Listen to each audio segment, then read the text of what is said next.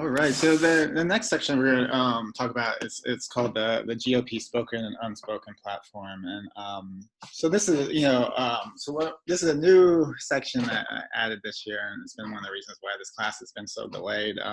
It's probably going to be this section is going to be a work in progress, and I'm definitely open. Like any of all my presentations or my emails, I'm definitely open to feedback. If you want to add things or if I miss things or mischaracterize things.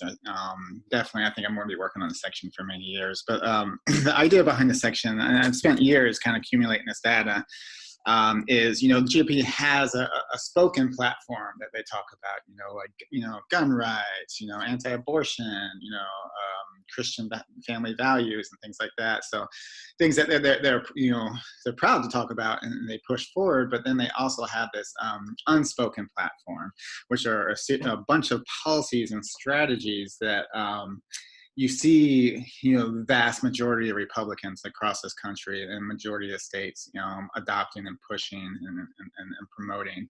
And I know, like the Republican Party, like every political party is diverse. It has, at least, ideologically speaking, not racially speaking, but ideologically speaking, it's a diverse party that, libertarians and constitutionalists and Cold War hawks and things. So there's a wide variety of platforms, and I'm sure politicians differ, by state by what issues they support and don't support. But so what I've tried to do with this is I've tried to find the issues that I would argue the vast majority of Republicans support, but not publicly.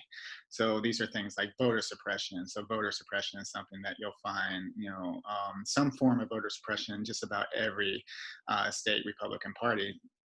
Even though they don't, mention that, they actually hide behind this like myth of voter fraud to kind of push their voter suppression. But that's something that you see all Republicans, promoting, or at least the vast majority of Republicans promoting through strategy-wise, but not through publicly speaking about. So that's the kind of what I'm trying to capture in this section. But like I said, it's gonna be a work in progress, and I would love, feedback, especially critical feedback. And I'm hoping in a couple of years I'll be able to really, tease out this section. But first, let's start with what is the public platform, or which essentially the Republican Party has decided to just, instead of writing, most parties will write a new platform based on so a political platform is basically the ideas and policies that the party as a whole wants to pursue over the next election cycle. So typically, each party releases a new platform at the beginning of each, presidential, election. And so it's usually a good 4-year platform, and it's not promises. It's not like a legal document, but it's basically general ideas that they want to push forward, with the idea that if you like these ideas, and it's a good thing to vote for them. And this year, the Republican Party, instead of writing a new 2020 platform, decided just to adopt the 2016 platform, which whatever. Some people were criticizing it, but I think especially at this point, the Republican platform is basically what a lot of it has to do with Trump's opinion and what he wants to push and doesn't push. So I think it would kind of I kind of agree, it would almost be a waste of time to spend a lot of time rewriting a new platform. And at the same time, I think their issues, public issues at least, haven't changed that whole lot. So we're just going to dive into the 2016 Republican platform, which is basically the platform they're running today. And you can actually find this pretty easily online. You just Google, 2020 or 2016 RNC platform, and you'll find a PDF with this. And then I think it's like 50 or 60 pages. It's a little dense, but it's not too hard to get through. But it starts out with a preamble saying, general ideas that the Republican Party supports. And, the three biggest ones, you see is continuing themes is that they support American exceptionalism. They support, strict constitutionalism, and they support classical liberalism. So we're going to kind of dive into all three of those strategies, later on. But the typical idea is American exceptionalism is, everything that Americans do, America is exceptional. It's the best country in the world, and in history, and everything we do is good, and like there's no real reason to be critical about what we do, or to have be critical about our past or our present, because we have God on our side and everything's great. So we're going to talk more about that later.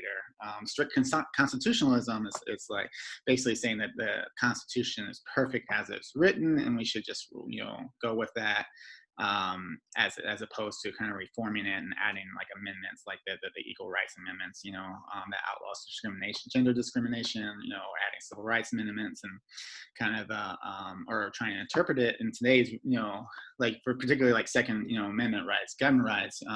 It was written as organizing militias, during back in the day, and it was really more about like controlling slaves, legalizing slave patrols and things like that. And today, it's someone can argue whether it's relevant or not today, but at the same time, like strict constitutionalists say, well, Constitution says this, so we're doing with this. So we're going to talk about that more as well. And then classical liberalism is kind of the opposite of social liberalism, which is more individualism, where individual liberties trump all. So you see this a lot with like people saying, feeling like wearing a mask is a violation of the individual liberty. So that individual liberty is more important than, say, preventing a society, a pandemic, a public health crisis in a society. So these are kind of the three things that they push: individual liberty, classical liberalism, strict constitutionalism, and mere conceptualism. Like I said, we're going to dive a little bit deeper in those things later on, and what's behind, kind of a lot of that stuff. And then there's like, they outline a lot of key issues. I tried to tease out the ones. This isn't going to be a surprise for anyone. But I mean, they're big issues. They want to cut taxes as much as possible, stricter controls and barriers for immigration, anti-abortion, anti-family planning, American first trade policies, idea that coal is, they want to bring back coal, and they push this idea that it's a clean energy source, which is very debatable, but anyway, and they oppose LBG, rights, support for gay marriage, religious liberty, conversion therapy, teaching the Bible in public schools, school choice, work requirements for poverty programs. Internet is a public health, internet pornography is a public health crisis. They're very anti-porn. Support for Israel. Not just support for Israel, but support for Israel's hard, nationalism, hardline, which is basically kind of just in making Palestinians invisible. And auditing the Federal Reserve, allowing religious leaders to preach politics, and even anti-gun regulations, which I couldn't really find in there, but I mean, that's a big, issue, even if it's not on this platform. And a lot of people will call that pro-gun. It's important that we get, there are a lot of pro-gun people out there that are pro-regulations. That's actually, what do you call it? A manipulation of argument when you use the words pro-gun, because the argument isn't whether you're pro-gun or not, it's whether you believe we should have regulations or not. But anyway, that's a whole nother discussion.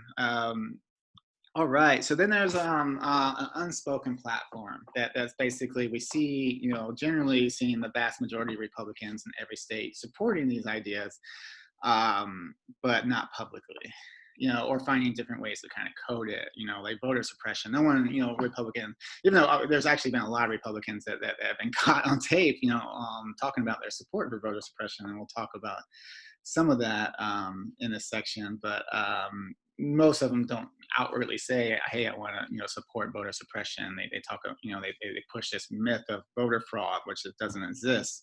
And then they say that, because of this scary voter fraud, we have to, over police, and over protect and over suppress, Black people's, right to vote. And so we'll talk more about that. We'll talk about dark money, unequal representation, these different versions of liberty, individual liberty versus social liberty, nationalism versus patriotism, and American exceptionalism myths, this perceived persecution. So this is perceived idea that mainly white people and white voters for Republican Party, and Christians, and everyone votes for Republican Republican has this idea there's some kind of persecution happening towards him. And then the politics of false narratives. So we're going to dive into a lot of misinforming narratives that all Republican, vast majority of the Republican parties. I'm sure there's exceptions to all this stuff, but the vast majority of Republicans are pushing for. All right, so just to start off, I'm going to play this video real quick on just kind of a little bit of background about history of voter suppression, and then we're going to dive a little bit deeper in how this is actually promoted by the Republican Party. Voter suppression never went away. It evolved. They say to me, well, we thought we had done away with poll taxes. We thought we had done away with intimidation. We have all kind of obstacles been placed in our way. It's the same game with a different name. To understand how we got here, historian Carol Anderson says we first need to understand white rage. White rage is not how we often think about it. We often think of rage as being this kind of violent backlash or uproar. We know that there's something wrong with the violence that takes down a child. We know that something is wrong with the violence that 6 dogs on nonviolent protesters in Birmingham. We know something's wrong with that. But the kinds of quiet policies that led to that moment, it takes us a long time to recognize the policies themselves are predicated on white supremacy and exclusion. Anderson says the trigger for white rage is Black advancement. For each advancement Blacks made for voting rights, there was an opposite reaction of white rage. That was the case in Mississippi after the passage of the 15th Amendment, which gave the right to vote to freed Black men. Because Mississippi said, how do we write a law saying we don't want Black people to vote, without writing a law that says explicitly, we don't want Black people to vote? Because the 15th Amendment said you can't write a law that's that explicit. What Mississippi did was Mississippi said, we will take the societally imposed conditions on African Americans and use those conditions as the access to the ballot box. Mississippi passed a new state constitution that required every citizen to pay a poll tax, pass a literacy test, and in some cases, meet a property requirement. At the time, Black people were less than 30 years out of slavery when they earned no money and were blocked from reading. The Mississippi Plan of 1890 was applied equally to Black and white voters, but white men could get around the barriers with so-called grandfather clauses. If they or a relative had voted before the Civil War ended, they could skip the poll tax or literacy test. A Mississippi governor later admitted the provisions had no other purpose than to eliminate Blacks from politics. That's how a blueprint to circumvent the 15th Amendment was created, and other states followed Mississippi's lead. In the Jim Crow era, Black voters were often met by violence. Civil rights workers who helped other African Americans to vote were shot, lynched, or violently harassed by vigilantes and police. And even though the 19th Amendment passed in 1920 to give women the right to vote, by 1940, only 3% of eligible African Americans in the South were registered to vote. The civil rights movement is one of those moments in American history where the U.S. feels a depth of pride because it overcame something as villainous as Jim Crow. And it took a lot of bodies. It took this kind of moral power of the nonviolent movement. It took grassroots organization and mobilizing. It took Martin Luther King, this hard-earned legislative victory of the Civil Rights Act of 1964, the Voting Rights Act of 1965. The Voting Rights Act was hailed as a defining civil rights legislation of its time. It was especially important because it had an enforcement mechanism the 15th Amendment lacked. Under Sections 4 and 5 of the VRA, states with a history of discriminatory voting laws now needed federal approval or pre-clearance to change their election laws. This gave the Justice Department and federal courts in D.C. power to block discriminatory election laws. Its impact was profound. In Mississippi alone, voter turnout among blacks increased from 6% in 1964 to 59% in 1969. By then, President Lyndon B. Johnson had established anti-poverty programs to curb inequality. He created Medicare and Medicaid for the elderly and poor, and enacted education and housing reforms. By 1966, 85% of whites said the pace of civil rights progress was too fast, and by the 1968 presidential election, white resentment had coalesced into the Southern strategy. Southern strategy, bringing Democrats and disaffected whites into the Republican Party. The Southern strategy bolstered racist policies and practices without using racist language. Anderson says this applied to voter suppression as well. Voter suppression is really based on the Mississippi Plan of 1890, where you can't say we don't want black people to vote. But that's the intent. That's been a key element in the policy of now the Republican Party. I would say another key element in policy was uttered by Paul Weyrich. They want everybody to vote. I don't want everybody to vote. Elections are not won by a majority of people. They never have been from the beginning of our country, and they are not now. As a matter of fact, our leverage in the elections, quite candidly, goes up as the voting populace goes down. To understand the language of voter fraud and voter suppression that's going on now, that's the framework. That our leverage, our power increases when the voting populace is constrained. When President Ford signed the reauthorization of the Voting Rights Act in 1975, the scope of the bill was expanded to protect Latino, Native American, and Asian voters by requiring bilingual elections. Congress reauthorized the Voting Rights Act in 1982, 1992, and 2006.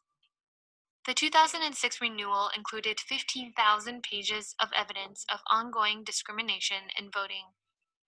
Congress said there was progress in eliminating first-generation barriers to voting, but that second-generation barriers had persisted. Yes, we have made some progress. We have come a distance. We are no longer met with bullwhips, fire hoses, and violence when we attempt to register and vote. But the sad fact is, the sad truth is, discrimination still exists. Second-generation barriers were laws that diluted the political power of minorities at the polls and included things like racial gerrymandering, poll closures, voter ID laws, and cutting down early voting and same-day voter registration. On a bipartisan basis, the Voting Rights Act was reauthorized for 25 years. 2 years later, in 2008, America elected its first Black president.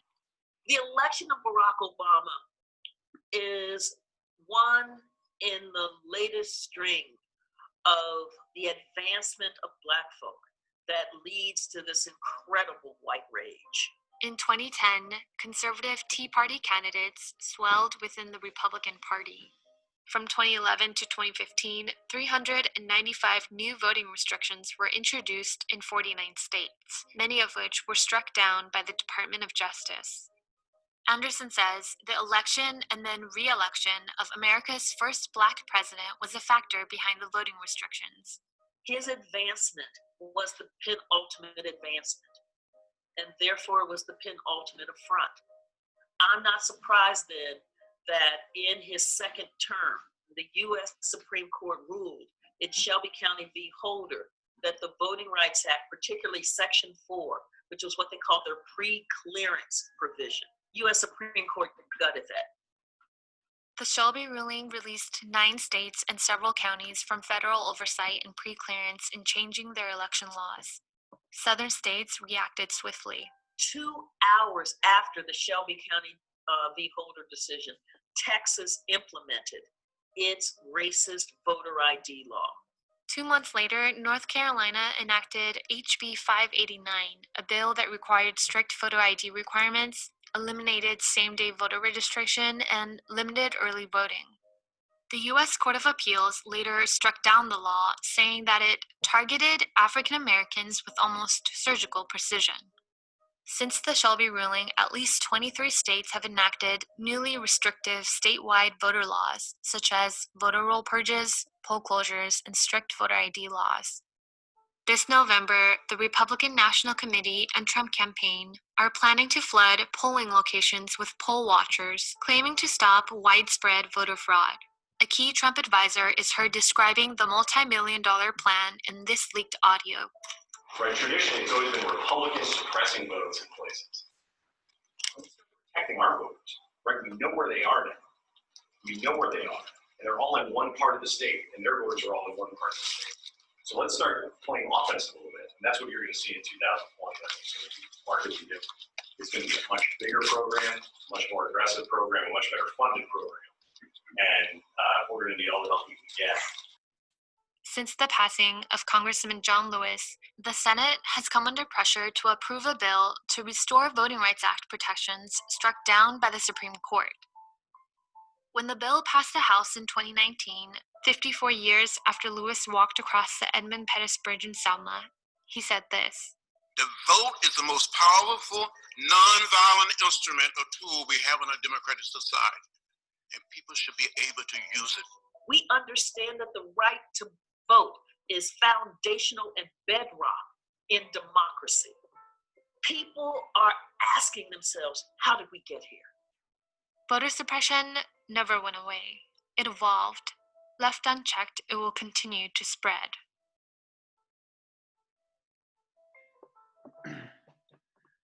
Right. So let's dive into a couple of the key things from that video. So the video talked about how, after the Civil War, particularly with the 14th Amendment or 15th Amendment, sorry, that Black people got or Black males got the right to vote. But immediately we saw an explosion in southern states and pushing different kinds of voter suppression tactics, from literally, requiring them to take literacy tests, poll taxes, intimidation, grandfather clauses, all different kinds of things, which successfully suppressed the Black vote throughout the South, to the point that white people for the century after Civil War had, basically were the only people voting in the South. And then, the Voting Rights Act, in 1965, Lyndon Johnson signs that, and that outlaws all these explicit attacks on voter suppression tactics, such as you can't have poll taxes, you can't have white-only primaries, you can't have literacy tests. The one thing that they didn't outlaw that was explicit that was felony disenfranchisement, which that came about after the Civil War during the South, when the white supremacists were trying to figure out ways to disenfranchise Black people, and they set up this whole system of a racist criminal justice system where they had Black laws and Jim Crows where they basically criminalized all aspects of Black lives. They threw them in prison and then leased them out to in convict leasing. It was they basically enslaved them into different forms or forced them into sharecropping, which they couldn't leave. But it was all based on criminalizing Black people, and so on top of that, they decided, well, why don't we just have a felon disenfranchisement, saying that, people that have felons can't vote. And since we're mainly using our criminal justice system against, majority against Black people, this was a great way to suppress the Black vote. And this is, it continues today, because even though, despite many efforts to overturn this, especially state by state, this is something that Republicans fight very hard for. They claim that it's, it's an extra punishment that used to deter bad behavior. Like if they lose their right to vote, they won't commit a crime, which is insane. I've never heard anyone say, I'm not going to commit a crime because I don't want to lose my right to vote. It's just insane. They know, they're protecting us because they know we have a racist criminal justice system that disproportionately, criminalizes Black people. And then from there, we can disproportionately suppress their votes. It's really important. Michelle Alexander wrote The New Jim Crow, The Mass Incarceration of the Age of Color Blindness. And she wrote, felon disenfranchisement laws have been more effective in eliminating Black voters in the age of mass incarceration than they were during Jim Crow. so this came, this felon disenfranchisement, came out from Jim Crow, but actually, they've been more successful at what Michelle Alexander found is there's more Black people being, having their vote suppressed today than during Jim Crow, with the continuation of these programs. And then so this really, this was a huge hit, for conservatives at the time, because they were not only dominating the South, but I mean, they were also, Black people couldn't vote, before this 1965 act. So not only can they not vote, but also white people can still count their bodies as representation, to give them extra representation in Congress. And they've been doing that for, since the birth of this country, with the 3/5 compromise that gave, slave owners and slavers, extra representation. So when they lost that, they realized this was going to be really hard for them to continue getting elected, especially since they're passing all these policies that are basically hurting the people that now have the right to vote. Because throughout the South, after the 1965 Act, millions and millions of Black people all of a sudden had the right to vote, and that was going to be significantly impactful. So what they did is they came up with a strategy of coming up with new ways to suppress, the Black vote. First thing they did is they created this myth, this voter fraud myth, that there's this enormous problem of voter fraud in this country, and we have to be extreme, and we have to suppress, pass, suppressive pieces of legislation, suppress the vote in order to ensure the integrity of our elections. In reality, I mean, the amount of voter fraud is like 0.0001%. Like, it's a handful of people every election, and out of those handful of people, and majority of them, it was a mistake. They didn't realize their first attempt to vote didn't go through, like an absentee ballot, or there's very few people that actually purposely intended. There's always a couple of people, felons, that didn't realize that their rights were taken away, and then tried to vote and things like that. So it's not a problem. It's a made up problem. But because they made it up and they convinced enough people that it is a problem, enough of their supporters, then that justifies passing all these other forms of race-neutral, racist voter suppression, like voter ID laws, which sound neutral. Yeah, it's just why would we want everyone to have an ID? Sounds very neutral and fair. But when you look at it, the people's ability to get a voter ID law, you see, particularly poor people, particularly people of color, particularly seniors, all have trouble. They have extra barriers. Whether that's like they can't afford a new ID, they can't get transportation, they can't find time. Of their working jobs when DMV's open, and so there are lots of barriers. And those barriers fall primarily, disproportionately on Democrat voters. And the Republican Party knows this, and this is why they push so hard voter ID laws, because the more voter ID laws they have, the less Democrat voters. Even though, I'm sure they're suppressing some of their own voters, but it's in their eyes worth it, because they're suppressing more Democrat voters. And then we have felon disenfranchisement, which Republicans, they try to protect us at all costs. Like Florida voters on the referendum in 2018 just overturned the disenfranchisement of felons in Florida. And since then, the Republican governor has just been trying to introduce all different kinds of legislation to continue keeping them from vote. Like, now they have to, they pass legislation where they have to pay all their all these back fees for court cases and court fees and things like that, and prison fees, and which is a lot of money. And if you know about what it means to return to society from prison, it's they purposely create so many barriers that you're forced to live in poverty for a long time. So a lot of people can't pay those fees, and it's essentially a poll tax, even though a lot of Republican judges decided it wasn't. So they're still trying to find ways to suppress the felon vote, because again, they're going to lose some voters, but Democrats are going to lose more. So that's why they push for this. Same with voter purges and voter caging. There are different strategies of finding any little complication or mistake in the voter registry. Like maybe they have, they spell their name a little bit differently. and then just purging all those people, or sending a one letter to their address, and if they don't respond to that letter, then they get purged. And they know, this is just a great way to remove a lot of people. Again, they lose some of their voters, but Democrats lose more. And then a lot of times they don't realize they've been purged until they show up into their polls that day, and they find out they're not registered anymore, even though they've been voting in the same polls all their lives, in the same polling place. And then that's another reason why Republicans will oppose same day registration. Like in DC, if that ever happens, you can just register again the same day and submit a ballot, which makes sense. I mean, honestly, I don't know why we need to register in the first place, but that's again, Republicans oppose that same day registration because, again, it's more Democrats will be removed from the polls.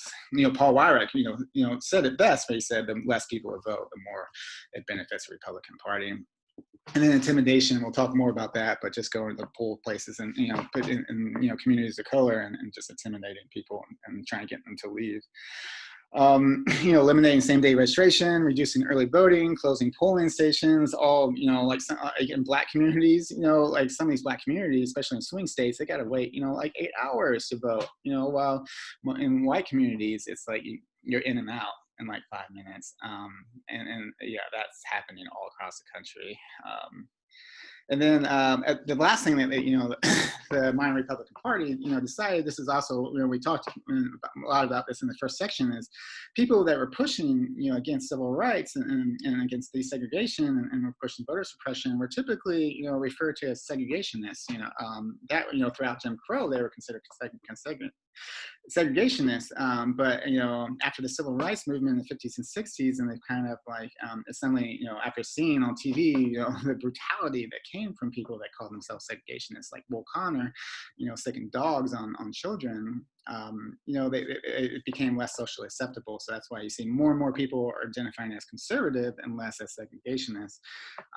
And that's part of this rise of this modern Republican Party, which is basically, rallies around the Southern strategy, which is about, creating coded racism, pushing the same racist policies like voter suppression, but coding it in a way where it seems very race neutral, so no one feels racist, even though the outcome is racism. And then that's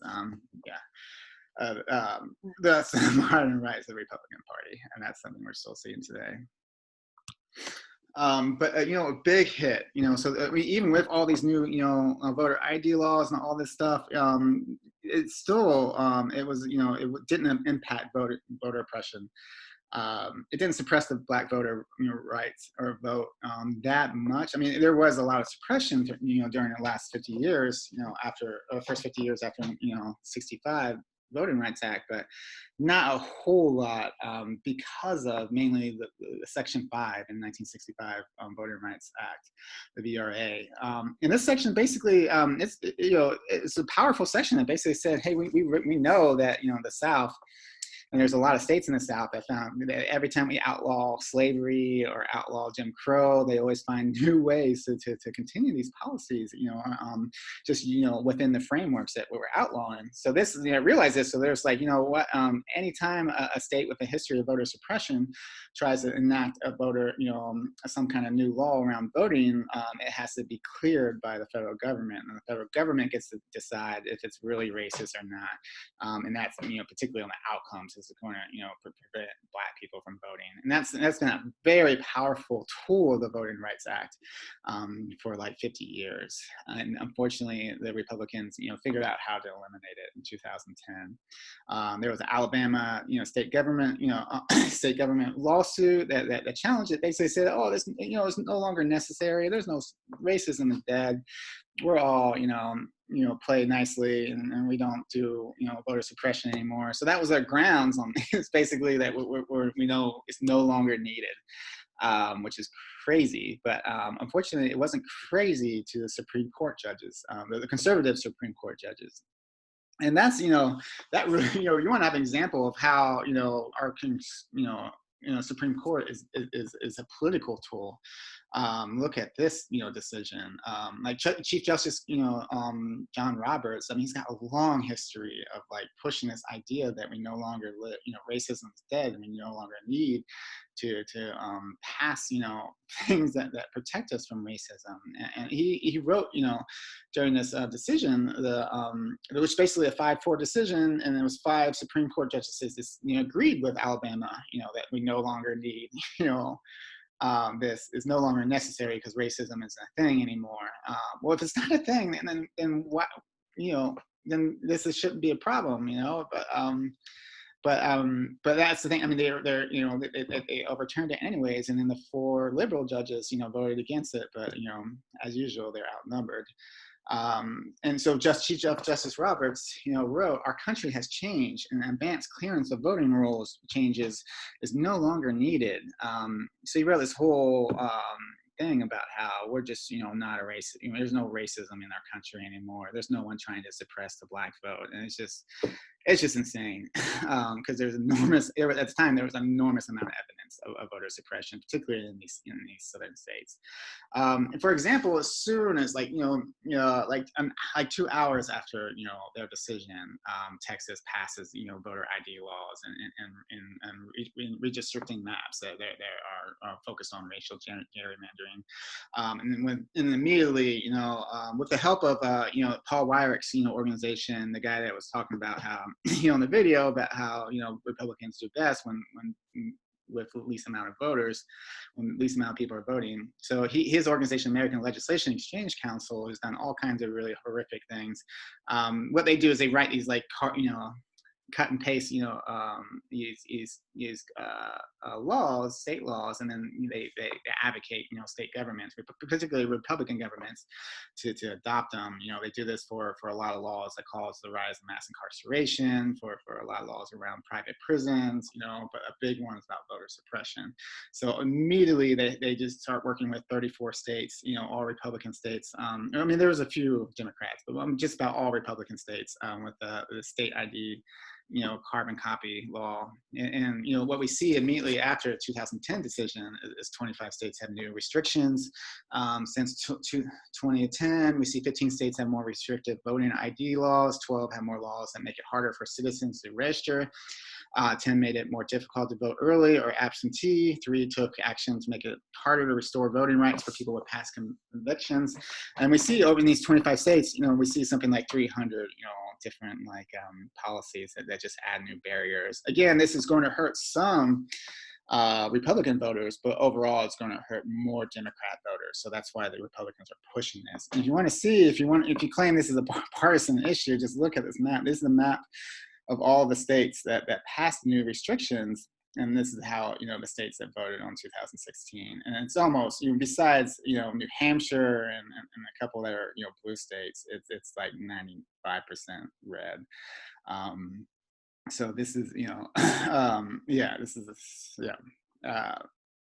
so I want to read this from Carol Anderson, and she spoke on the video. She says, "Once it became clear that the voter turnout rate of blacks had nearly equaled that of whites, as Penda Hare of the Progressive Advancement Project has noted, conservatives were looking at it as saying, we've got to clamp things down. They'd always tried to suppress the black vote, but it was then that they came up with these new schemes. Those efforts hid the anger and determination behind the legitimate sounding, noteworthy concern, protecting the integrity of the ballot box from voter fraud. Still, what Paul Weyrich, a conservative activist and founder of the American Legislation Exchange Council, was explicit early on. I don't want everyone to vote, he said, knowing that the GOP's leverage in the elections quite candidly goes up as the voting populace goes down. But within 15 million new voters already, and with African Americans exercising their citizens' rights at rates virtually equal to rights, this is during the 08 Obama election, something had to be done. That is where Alec stepped in to draft voter ID legislation that popped up in very similar form in states like Pennsylvania and Texas and Wisconsin. These laws require, among other things, particular types of identification that properly and mercilessly applied make it difficult for African Americans and others to vote. And then on top of that, we have the Tea Party rolls in, you know, as a direct reaction to this AstroTurf, this fake grassroots movement against Obama in '08, you know, rises in '09, and it's basically, and we learned, I mean, it appears to be this grassroots movement, but we learned that it was a well-funded movement by billionaire hedge fund, you know, Koch brothers, you know, Fox News, you know, wrote the talking points, held, you know, paid for their rallies, held these rallies, and at the same time we see, you know, they claim like, oh, they rose because they're worried about fiscal responsibility, worried about, you know, government oversight, you know, with healthcare and things like that. But yeah, where are they now? If that's all true, where are they now? You know, Obama did create, you know, did a lot of deficit spending, but that was because we're in a recession. Trump literally does not need to, you know, increase the debt right now. He's got a strong economy, and he's increasing the debt at, you know, many rates, you know, worse than Obama right now. And there's no Tea Party protests, you know, or when, like, you know, Trump sends in Department of Homeland Security agents in unmarked vehicles and unmarked uniforms to snatch protesters off the streets. You know, where are they, you know, when it comes to, you know, rallying against government oversight? And that's basically because that wasn't their real issues. Their real issues was fighting against the changing demographics and the loss of white power and white racial hierarchy, and feeling persecuted as a white Christian male. And then and that, you know, and a big part of that is centered around this idea that a big, like, racial dog whistle that they pushed on the Tea Party was this idea that Black people were taking advantages of many systems like welfare and stuff. I mean, they didn't work, you know, they don't care about spending money unless it's spending money on programs that are perceived to be benefiting, you know, Black people. And then all of a sudden that's, you know, that they're pretty concerned about that. So the same ideology was taken with voting. You know, they saw, you know, Black people, you know, they were told, or they were pushed these narratives that Black people were stealing elections by committing voter fraud, and that's organized all kinds of you know, rallies to go into these polling stations and basically in Black communities and basically intimidate, you know, and harass Black voters. And that's really important because in the 80s, you know, this used to be a common practice by the Republican Party. In poll watching, they called it, but in the 80s they did it so bad that, you know, they're actually outlawed from doing it by a court order, which that court order federal judge let expire in 2018. So now we're going to see a massive campaign this year. Millions of dollars are going to be spent on harassing Black voters by the Republican Party. But since 2018, this job mainly fell on the Tea Partiers. And particularly this organization True the Vote, which had national chapters, you know, in the majority of states, and was well financed, and they organized all kinds of voting suppressions. So we just read this one quote: "A Tea Party group, True the Vote, descends on large minority precinct and combs the registration records for the slightest misspelling or address error. It uses this information to challenge voters at the polls, and through almost every challenge is baseless. The argument and delays frustrate those in line and reduce turnout. The thing that's different from the days of overt discrimination is a phony pretext of combating voter fraud. Voter identity fraud is all but non-existent, but the assertion that it might exist is used as an excuse to reduce the political rights of minorities, the poor, students, older Americans, and other groups that tend to vote Democratic." All right, and then there's gerrymandering, which this is again like there's this strategy, you know, when we know there's a problem, and that we say, well, you know, it's nothing we can do about it because it's a partisan thing, that both sides are doing it, so it's okay. It somehow cancels each other out. And yes, like in gerrymandering, there are a few, you know, Democrat states that are definitely gerrymandering, but or no, and the vast majority, just like voter suppression, the vast majority, you know, like 99%, you know, of states that are doing this are Republicans, and the people that are benefiting politically, you know, are Republicans. So this is we can't keep on calling this a partisan issue. This is not a partisan issue. This is a Republican strategy that, you know, so a few Democrats are trying to do as well, but the vast majority of Republican states, or racial gerrymandering is from Republican states. And so this all, you know, what really set this last wave of gerrymandering off was the 2010 census, which, you know, Republicans, you know, won big in 2010, the midterm election on a state level. They won, you know, huge one of the biggest Republican election victories, I think, in the history of our country. It won, vast majority of state governments and governorships.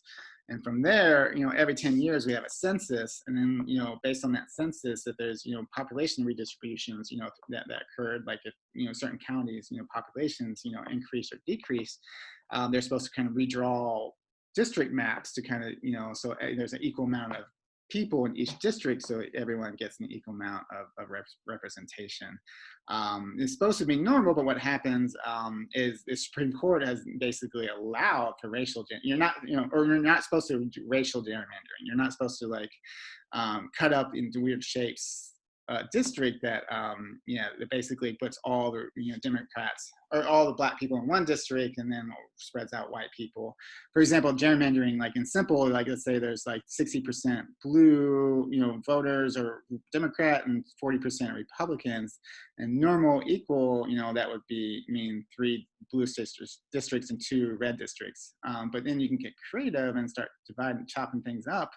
And you can increase, different districts, even get really creative to the point that even though 40%, only, less than half of the voters are Republican, you can chop it up in a way where you put, all your Democrats into a handful of districts and then spread out your Republican districts, and all of a sudden Republicans have more power and more representation, even though they don't have a minority of voters. So that happens, it's happened in, 26 states since 2010. And so, so a lot of times, how you get around this is you have independent commissions and things like that to do redistricting, which a lot of states do, and then they have zero gerrymandering because of that. But the majority of states is whoever's in power gets to decide the maps, which is insane. Whoever's in power, we're supposed to expect these people just to be fair when there's nothing holding them accountable.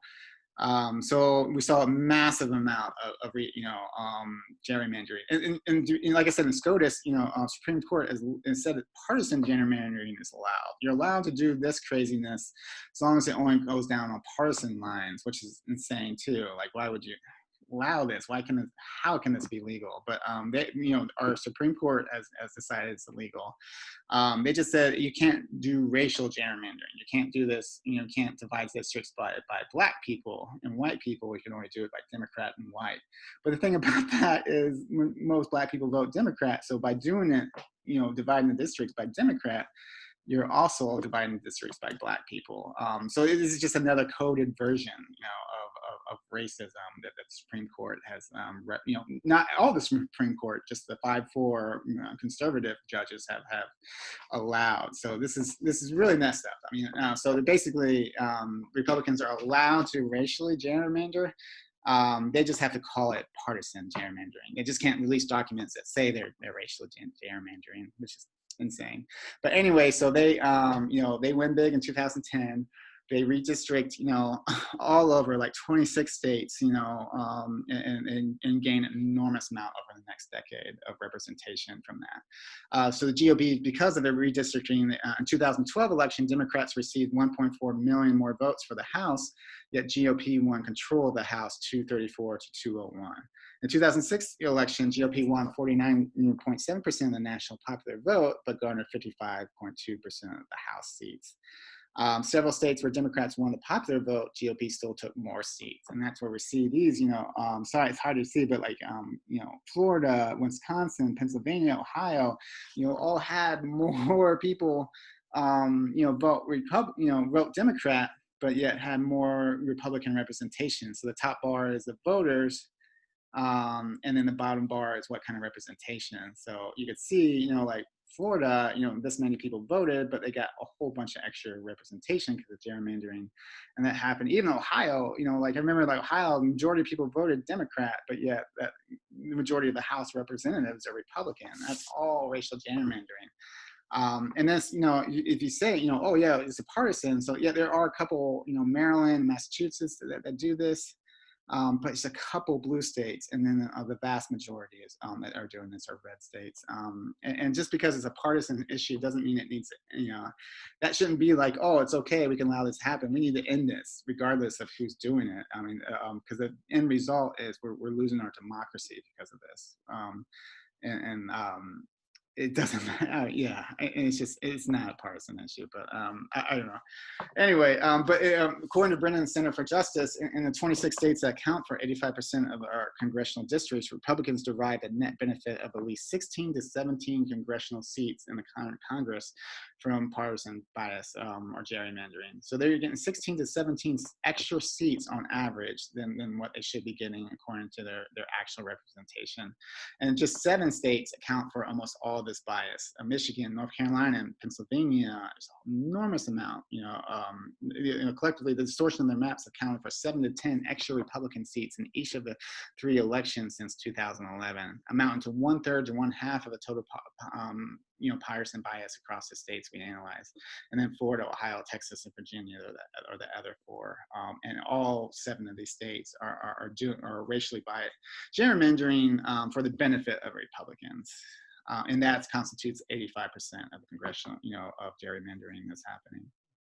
And not only is it like robbing us of our democracy, but it's also creating this huge divide where, because of gerrymandering, because of when you take out all the Democrats from and put them in one district, and then you have all these Republicans left over. There's no moderates anymore. It's just creating these extreme viewpoints where there's no reason to be moderate. There's no reason to cater to both Democrat, Republican, leader, voters, because majority of our districts now are won automatically by gerrymandering. So you get so we just get so there's no majority of there's only like 20% of House districts that are even that could flip, or that do have to listen to both parties of voters. So it is just creating these extremes in our governments right now. And then, there's a lot of, like I said, the excuse that Republicans say is there's this, concern of voter fraud. And we don't, they say they don't really want to suppress vote. They have to do these things to protect integrity of a vote. But then they always tend to slip up as well. And then there's a huge long list of Republicans actually admitting to the importance of voter suppression. Like Mitch McConnell responding to, during the COVID Democrat legislation, they had put a bunch of money into things like they had election day, federal holiday, same day registration. This was before COVID, sorry, this is January 2009. So they were trying to actually bring more integrity to elections. And then Mitch McConnell actually said, this is a Democrat plan to restore democracy, a power grab that's smelling more and more like exactly what it is. So literally, to give everyone a federal holiday, to give same-day registration, to give early voting assistance is a power grab to the Democrats. So again, this idea that the more people are allowed to vote, this would be bad for the Republican Party, which is crazy. Justin Clark, a senior political advisor, we saw him talk about this in the video where he got caught on tape saying traditionally it's always been Republicans suppressing votes in places, and then he talks about how they're going to have an even bigger, they're going on an offense in 2020, and he's going to spend millions of dollars getting Republicans out to poll centers in Black communities to intimidate and harass voters, Black voters. And then one great thing about Trump is he just he's very open about all these things that people, Republicans try to hide. So he says things like, when talking about, like the GOP, the Democrats try to have, funding in these COVID relief packages, to help fund elections. Because, they knew, it was pretty obvious we were going to be in the middle of a pandemic during this election. So they were trying to fund extra ways, security ways and extra ways to run elections. And Trump literally said the things that they had, and they were crazy. They had levels of voting that if you'd ever agreed to, you'd never have a Republican elected in the country again. So him literally meaning if we allowed everyone to vote in this election, Republicans would never be elected.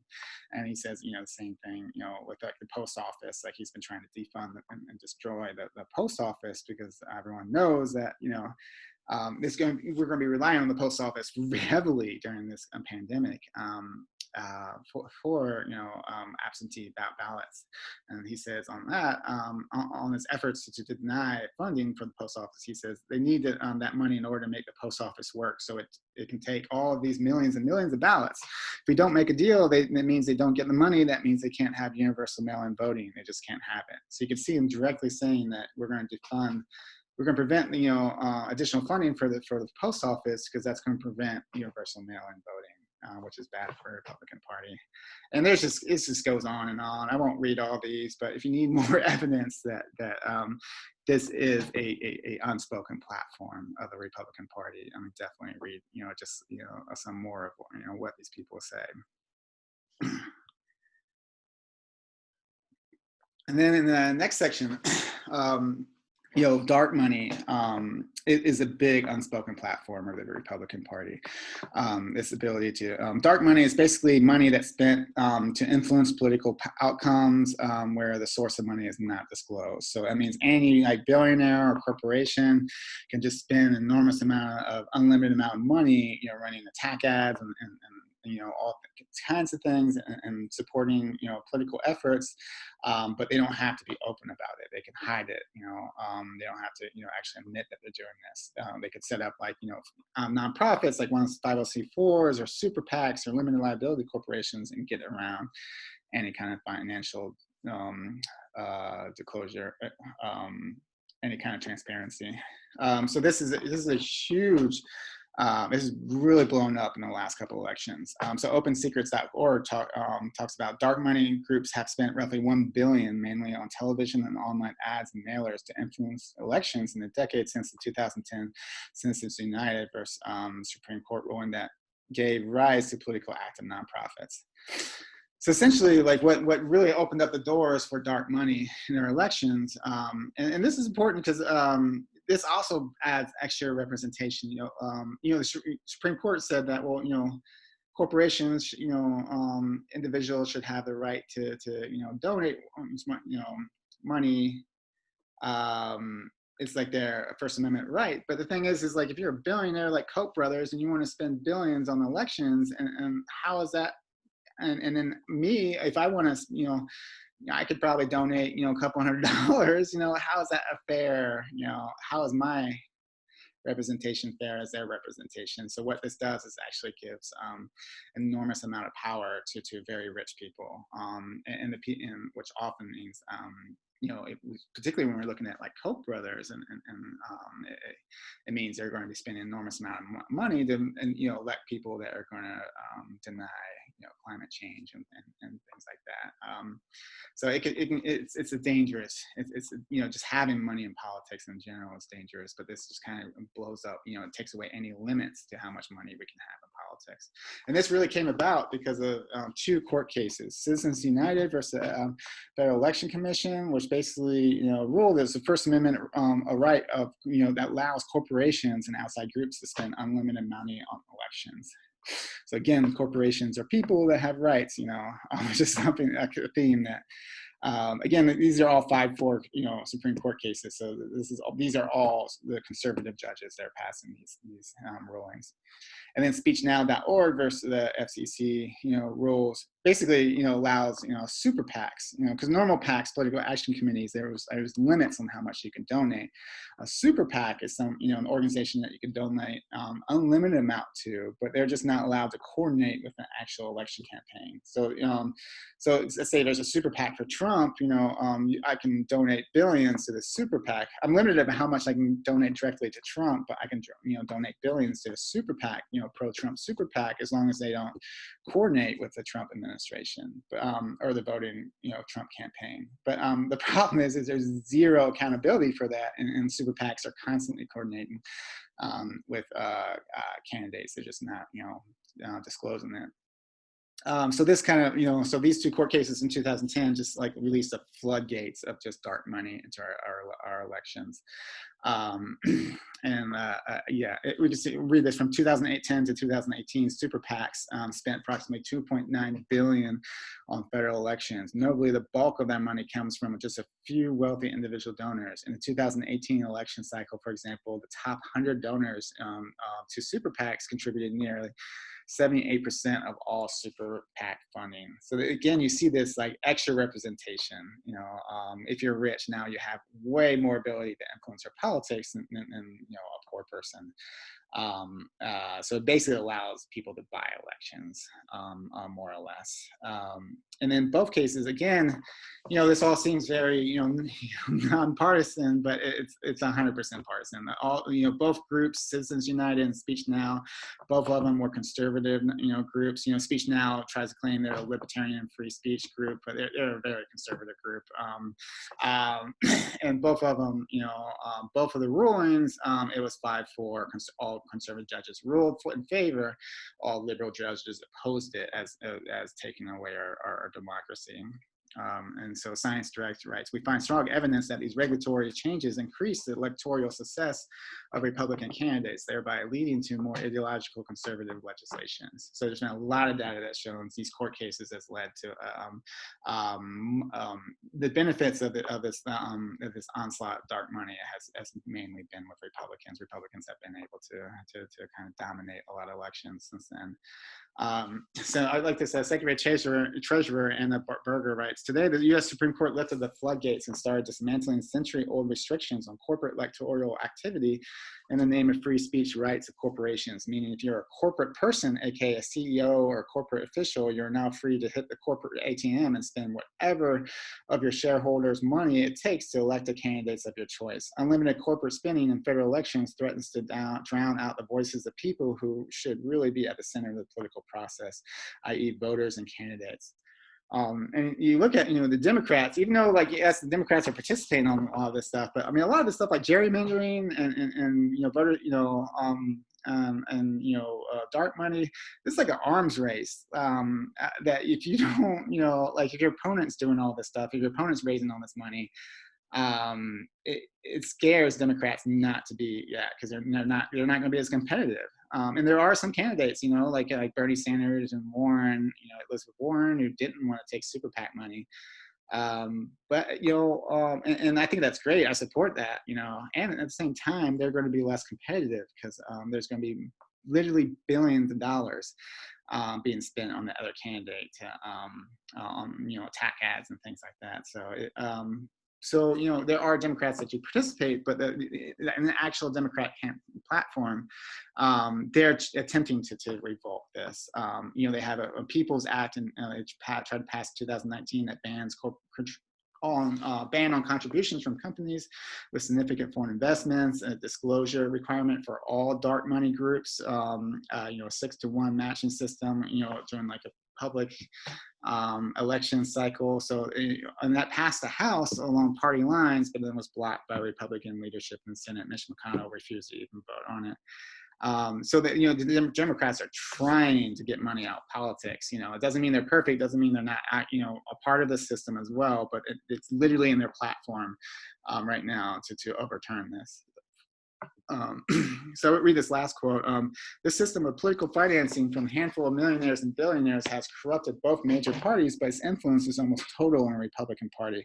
Of the 161 co-sponsors of legislation in the House of Representatives who create public financing system for congressional candidates, only one, North Carolina, Walter Jones, is a Republican. And public financing is basically like, let's get rid of all, or at least heavily regulate, political donations. Let's just get everyone on the same platform. And we'll give them, a small, we'll give them a percentage, some public funding. If you could prove that you're a viable candidate, you can receive public funding, instead of having this like arms race of who's going to raise the most money. And it's literally to the point that we're spending billions of dollars on elections. All right.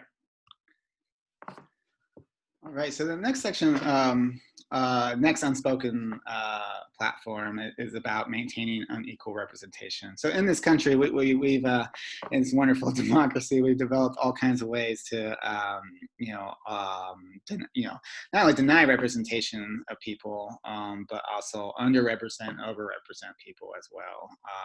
When we saw this particularly, it came, right into everyone's faces in 2016 with the results of the 2016 election, where Hillary Clinton literally won the popular vote by more than 3 million people. Literally, under democracy, she won by 3 million people, but Trump, won the election with our electoral college that is based on giving extra representation and underrepresenting people, throughout this country.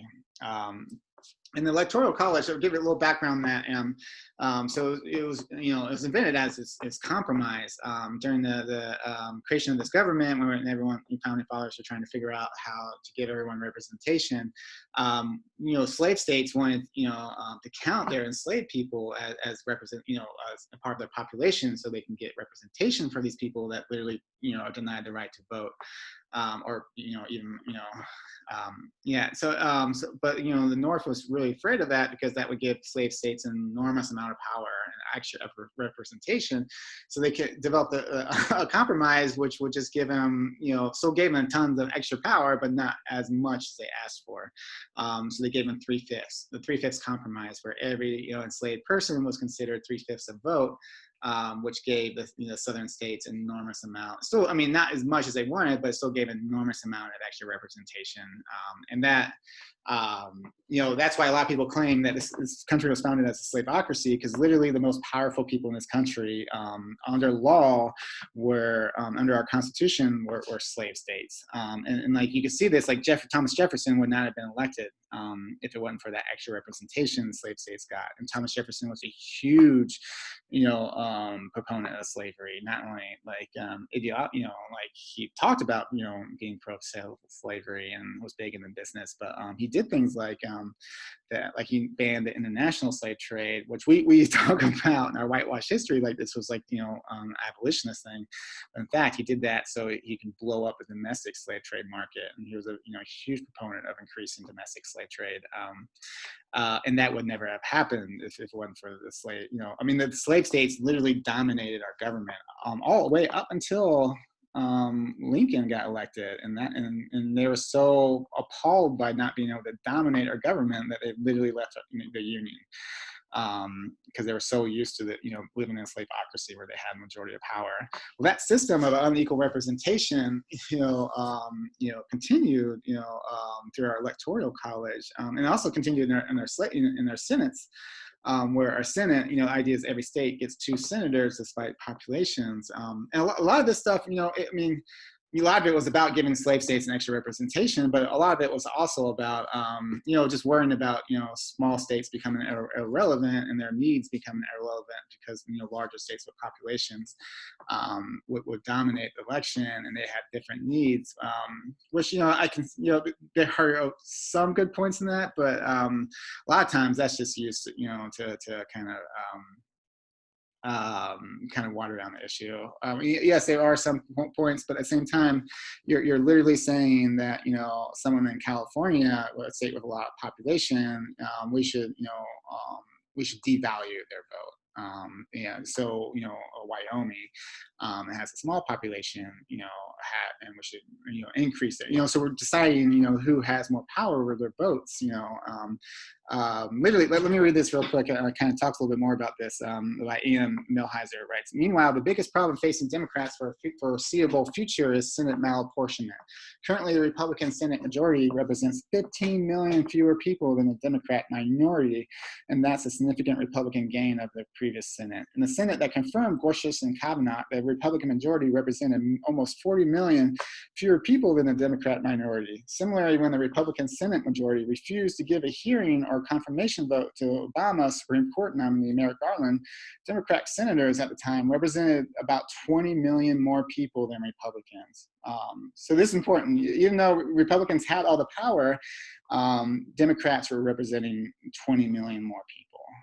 And that's not democracy. I'm sorry. I get this fear of like small states becoming, losing their voice, but the solution isn't to rob democracy of the larger states. And we'll talk more about that, but let me finish this quote. Republicans, in other words, owe their Supreme Court majority to the fact that the Senate, which gives each person in Wyoming about 66 times more representation than residents of California, is malapportioned to strongly favor the GOP. That same thumb on the scale in favor of Republicans, moreover, also gives Republicans an enormous advantage in the legislation process. So literally, this is important. So California, that has 40 million people, gets 2 senators. And all these other states that have low populations that add up to 40 million get, 2 senators each.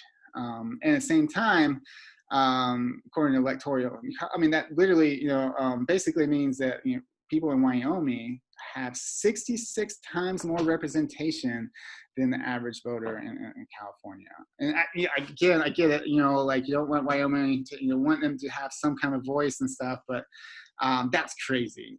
You've basically misrepresented, underrepresented people.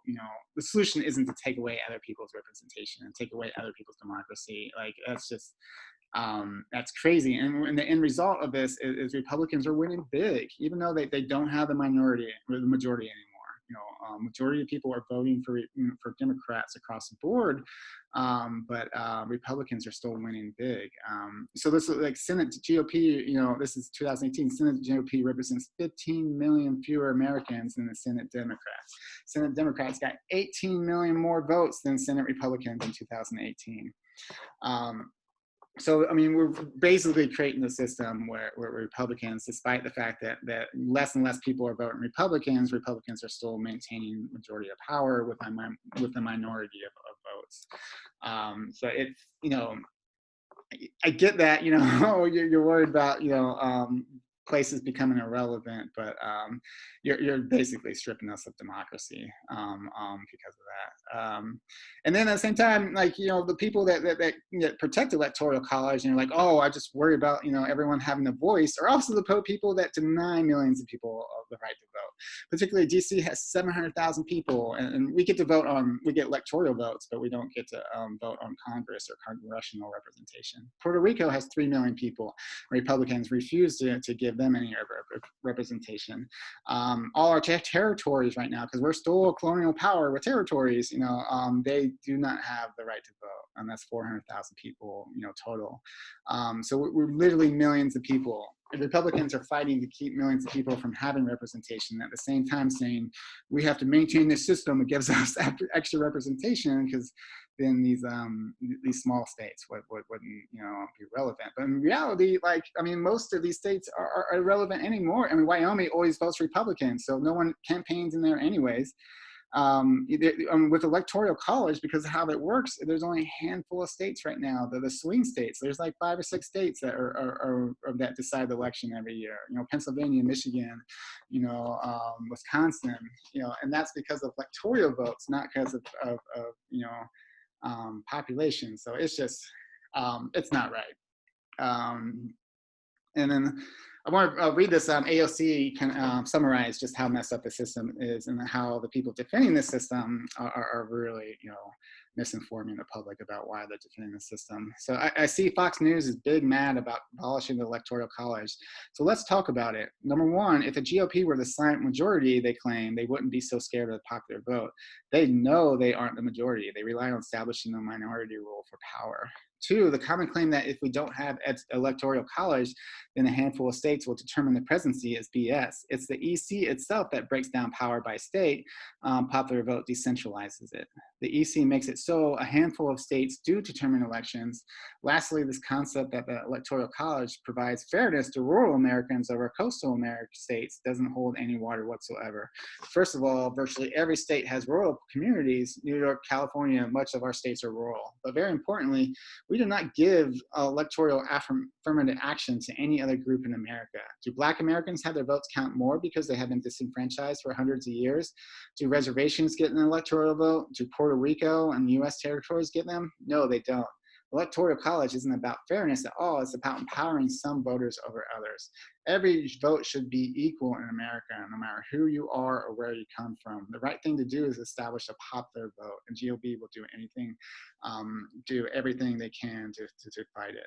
And that, I think the biggest point on that is the electoral affirmative action, the fact that we give extra representation to conservative rural states, rural states in general, they typically are conservative. And love the fact that California has tons of rural, tons of conservatives. and so, but we don't give, like that, we don't give extra representation to Black people because they've lost their vote for majority of this country, or for, so same time that we're giving extra representation, we're also denying people, representation, or just, not trying, or whatever. Yeah. I think, I'll just leave it at that. I mean, she made some really good points. All right, so our next section is about another unspoken platform by the Republican Party. So partly of this, so they're very outspoken about liberty. They're constantly like, about liberty, especially individual liberty, and the liberty of corporations to make, profit above everything else, and liberty of individuals to do whatever they want despite consequences to their society. So, what the unspoken platform is there's actual multiple versions of liberty. So they try to claim that there's only one version of liberty, and they dominate that definition. So I'll read this quote.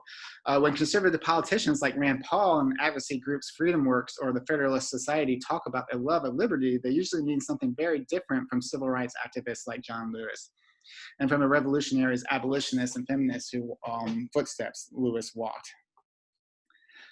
So in reality, I mean, there's kind of two big definitions. I mean, there's lots of different definitions of liberty, but there's two main, polar opposites, and that's classical liberalism and social liberalism. And, classical liberalism kind of values individual rights to pursue self-interest regardless of most negative outcomes to others in society. So big emphasis on property rights. That was really like over, say, environmental regulations, or say, civil rights, or desegregation, or things like that. So George Lakoff, summarizes really good. He says, gives people the liberty to seek their self-interest and their own well-being without worrying or being responsible for the well-being or interests of anybody else. And so our founding fathers were definitely classical liberalists. I mean, they created this very small government for white Christian male rich people.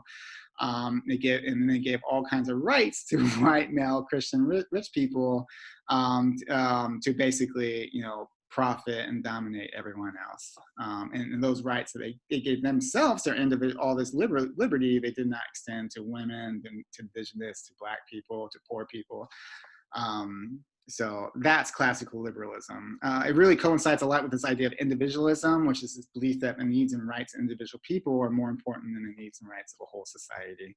And that really goes along with this belief of like meritocracies and how, free market capitalism is great because anyone who has a drive can, pull themselves up by the bootstraps and become a billionaire. And in reality, when you dive into these systems, it's just simply not true. There's we live in hierarchies with what privileges lots of people and oppresses other people. So the idea of a meritocracy is just false. I mean, we don't, not everyone starts in the same playing field or has the same advantages and disadvantages and barriers. So George Lakoff, talks about, he says, conservatives believe in individual responsibility alone, not social responsibility. They don't think government should help its citizens. That is, they don't think citizens should help each other. The part of the government they want to cut is not the military. We have over 800 military bases around the world, not government subsidies to corporations, not the aspect of government that fits their worldview. They want to cut the part that helps people. Why? Because that violates individual responsibility. So, and then there's another form of liberty, is social liberalism, which is the idea of value. It's also called like I think it's like Republican liberalism, which is different than what the Republican Party stands for. But we'll call it social liberalism. So this is the idea that values social good above individual rights to pursue self-interest. So this is all about making things that benefit and protect the rights of everyone in our society. So it's kind of valuing, the betterment of everyone over a few people kind of dominating. So this is like this. So things like regulated, markets, where corporations can't just dump a bunch of toxic waste in the river that that people that drink, common goods, parks and things like that, and schools and hospitals, hate speech laws, understanding that yes, First Amendment right is important, but it's also when you use that to incite violence on others, there needs to be a limitation. So Peter Montague writes, a history of elite political dynamics in the United States can be viewed as a struggle for dominance between these two views of liberty. Liberty limited by obligations to community versus the liberty to exploit humans and nature for personal gain with a minimum or no restraint. Starting in the 1950s, the Old South view of liberty took hold with movement conservatives who then set out to take control of the Republican Party and through voter suppression gained permanent political dominance. The elite conservative view of liberty helps explain modern Republican hostility towards public education, publicly funded science, climate change, and natural world, one person, one vote, democracy, universal health care, racial, gender, and economic equality, accountability for war crimes, and police violence and government itself. And you see this, no other version, such a powerful example right now that's happening is we're in the middle of a pandemic.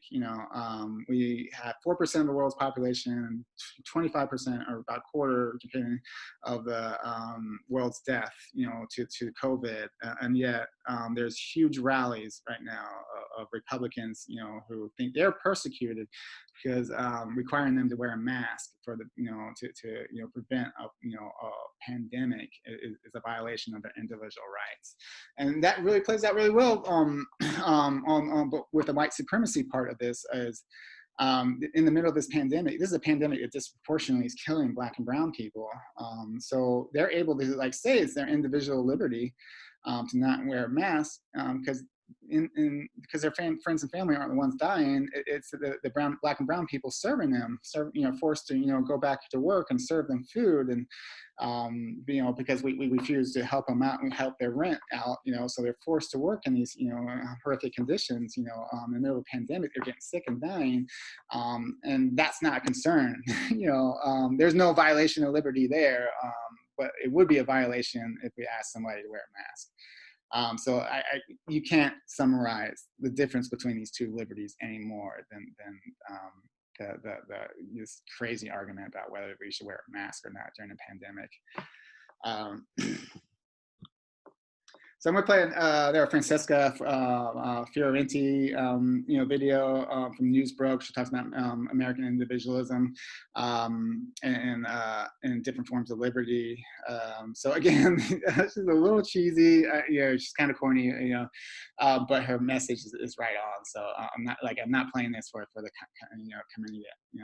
comedian aspect or whatever. I'm just playing this because of the content that she's actually delivering. Rugged individualism, America's favorite foundational origin myth, next to a totally of age Pocahontas, definitely consenting to be a colonist's child bride.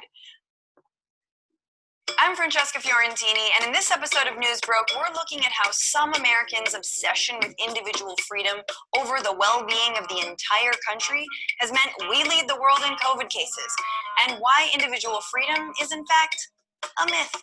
So where does it come from? Who gains by continuing to peddle it? And what the hell is a bootstrap?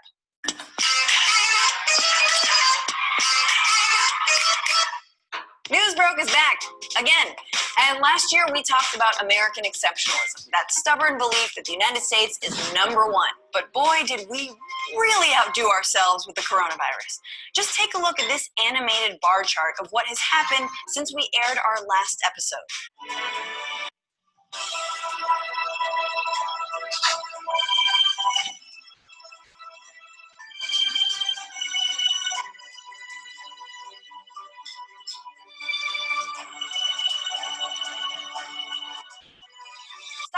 Stop! Why is the music to the final scene of every athlete's biopic playing? We don't want to win this race! Turn around! A lot has been said about how other countries have managed to stop the spread of COVID by prioritizing mass testing, isolation and quarantine, contact tracing, having competent leadership, and listening to scientists. Things that the US has failed to do, to the point where other countries are banning us from visiting, which is ironic because travel bans are kind of our thing. But there's something deeper going on in this country, what international observers might call a cultural problem. That is the belief that following even the most basic health protocols is somehow infringing on Americans' individual freedom. We've seen it with the endless smartphone footage of defiant maskless shoppers, which proved Hot Girl Summer was officially replaced by Crazy Karen Midsommar. But we've also heard it from Republican politicians, Fox News, and the president. Will you consider a national mandate that people need to wear masks? No, I want people to have a certain freedom. I'm very reluctant to mandate wearing a mask. We just believe in freedoms in Oklahoma. Lockdowns and other emergency powers are going to be used whenever government needs to get you to bend and otherwise relinquish your rights for the greater good. Yeah, it's not about your rights. You don't have any rights anymore. You have to wear a mask when you're alone in the woods, walking with no one near you in the park, while running, riding your bike. Is there any science behind this whatsoever? Yes, there's science behind it, you professionally disingenuous buffoon. But Tucker Carlson alone in the woods does beg the question. If a tree falls on a blowhard in the forest and no one is around to hear it, how many My Pillows does it sell? And while most Americans say they do wear masks regularly, the biggest reason for those who don't is because of their so-called right as an American not to. Is it now? Man, you gotta wonder, have Americans always been this petty when it comes to putting aside our individual comfort for Laura Ingram's dreaded greater good? Yes and no. During World War II, the entire nation banded together to do things like collect metal from their homes to build weapons, and obeyed food, gas, and alcohol rations to help the war effort. Can you imagine us doing that now? Or would we see hordes of Karens outside of Outback Steakhouse going, "First, they came for the bloomin' onion appetizer, and I said nothing, because I'm more of a Kookaburra Wings girl. And then they came for the Outback signature steak, and I am on keto." Even Donald Duck played a part in the propaganda, encouraging people to pay taxes for the war effort. Every dollar you sock away for taxes is another dollar to sock the axis. For it is your taxes, my taxes, our taxes that run the factories. Taxes will keep democracy on the march. Wow, that is compelling. Almost as compelling as this clip of Daffy Duck hitting Hitler with a mallet.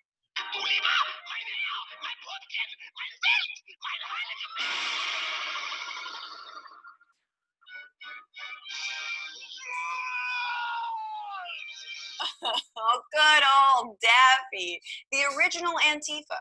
But unlike World War II, we can't bomb the coronavirus. If we could, we would have accidentally bombed a hospital within 100 miles of it by now. But the number of lives lost without a war closely resembles another distinctly American problem that we also can't get under control: gun deaths. The U.S. is once again a global outlier because of our resistance to gun control. More than 30,000 people are killed by firearms each year. The U.S. leads the world in mass shootings, and preschoolers do active shooter drills because a few Americans want the freedom to own guns designed for mass murder. Why is this music playing? And whenever we have the gun debate, the same argument of individual freedom is used to stop progress. One study found a correlation between attitudes about guns and attitudes about individualism. That makes sense, since for decades the NRA has been pushing the narrative that gun control advocates hate individual freedom. The study also found that the strongest predictor of individualistic attitudes is whiteness, wealth, and testicles, which coincidentally is the strongest predictor of being on Jeffrey Epstein's flight log. Dead giveaway. But it makes sense that a belief in individualism correlates to race, class, and gender because individual rights are applied and enforced very unequally in this country. Black and brown Americans experience their individual rights policed or taken away on a daily basis, like Jacob Blake being shot in the back by police 7 times, while a self-appointed teenage vigilante with an assault rifle is offered a bottle of water by police just before killing 2 protesters. Or the fact that federal officers have been called on unarmed BLM demonstrators, while far paler protesters in Michigan show up like this to the state capitol, and officers there are like, I better call for backup and make sure nobody messes with their freedom. The fact that individual freedom has never been equally applied in this country is the first clue that it's a myth. But when did Americans' understanding of freedom imply individual freedom only? As author and professor Ibram X. Kendi writes, the history of the United States is the history of reconciling individual freedom and community freedom. Because life, liberty, and the pursuit of happiness wasn't followed by the words, no matter who it hurts, fuck bitches, get money. But slaveholders before the Civil War argued that that's exactly what the Constitution meant. They believed it protected their right to enslave because they considered slaves property and believed their property rights were more important than the individual rights of the enslaved. Which may explain why today some white people are more mad at a Target burning down than the police murder of Black Americans. Somehow. Struggles like the civil rights movement have historically fought to expand the idea of individual freedom in America to truly apply to all individuals, the entire country as a whole, not just a privileged few, and have met consistent pushback from the white. But American individualism has also been sold to us as the ability to start from nothing, work hard and make it big all by yourself. And you hear it championed using a very particular phrase. When you're going through a hard time, you pick yourself up by your bootstraps. The ability for people to pull themselves up by their own bootstraps. It's very patronizing, actually, to say that the people that are homeless now or the people that are poor now couldn't have that same story, that if they got a job and they were able to pull themselves up by the bootstraps, that they couldn't become the next Jeff Bezos or they couldn't become the next Steve Jobs. Yeah, just think of all the billionaires who started out homeless, okay? There's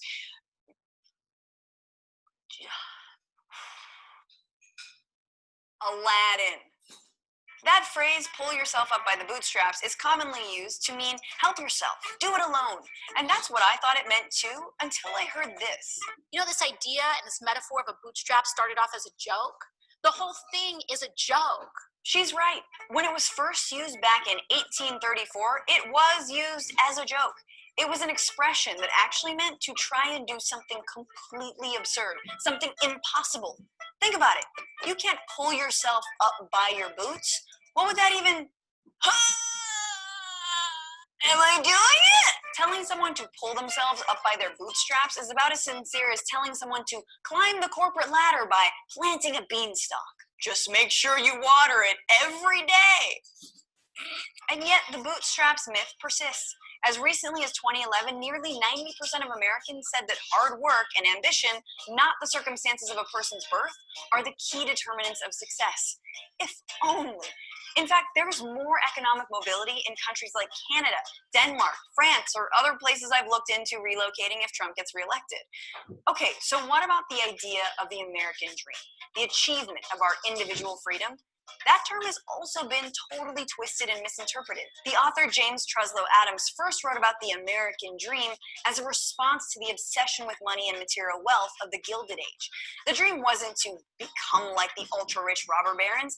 It was a dream for equality, democracy, and justice. University of London professor Sarah Churchwell says the American dream was further warped during the Cold War, when consumerist capitalism became synonymous with Americanness as a response to the communist Soviet Union.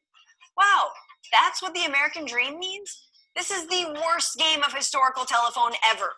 What else have we misinterpreted? Next, you're going to tell me the Louisiana Purchase was actually just a giant bowl of gumbo. So why do we keep holding on to these ideas of individual freedom that cost lives, are never applied fairly, and have been wildly misunderstood? Because it's a brilliant myth to blame people for their own problems, their poverty, their debt, even their death. And you'd want to do that if extreme inequality is kind of working out for you.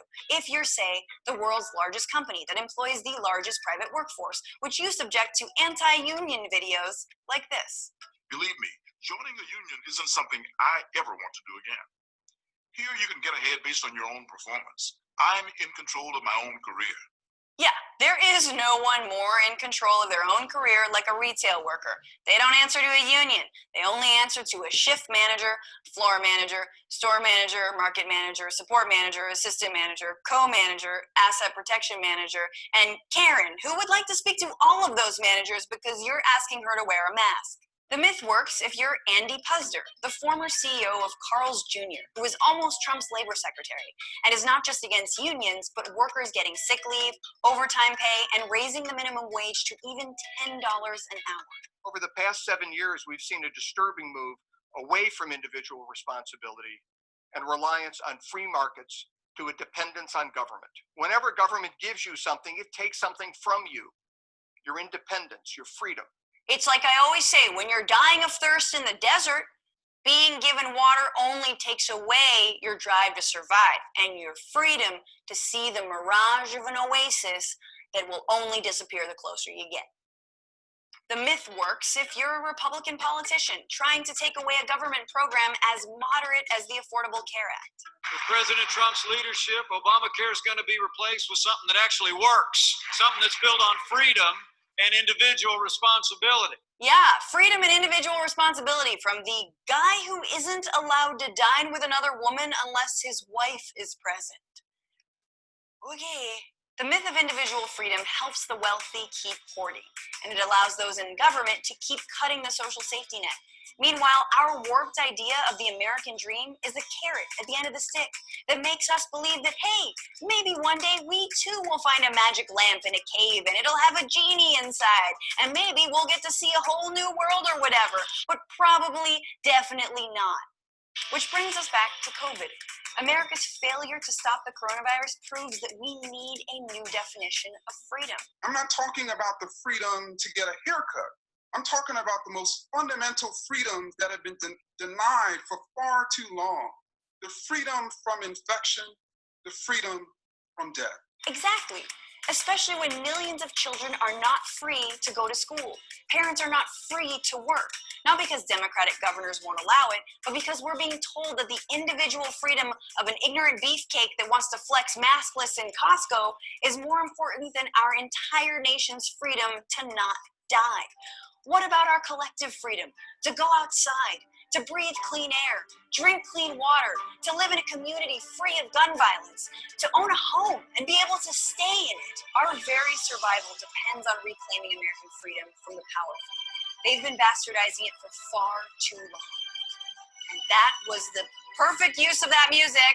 Finally, thanks so much for watching News Broke, or my TED Talk, or PhD thesis, or whatever that was. It was long. You're here, and that's all that matters.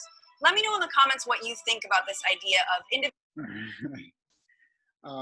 And one thing I want to mention too is when people, when we preach against, I believe it's the next slide, when we talk about, like that meritocracy is a myth, we're not, or like individualism is a mix. We're not saying that, you don't need to take personal responsibility. Everyone needs to take personal responsibility of their situation and do what's best they can within their capacity and their means. But at the same time, we also have to remember that we're all not treated the same in this society. There are populations that are privileged and get certain benefits, and there's populations that get at certain oppressions. Just look at the way people are treated with police, and how police treat people much differently based on the color of their skin.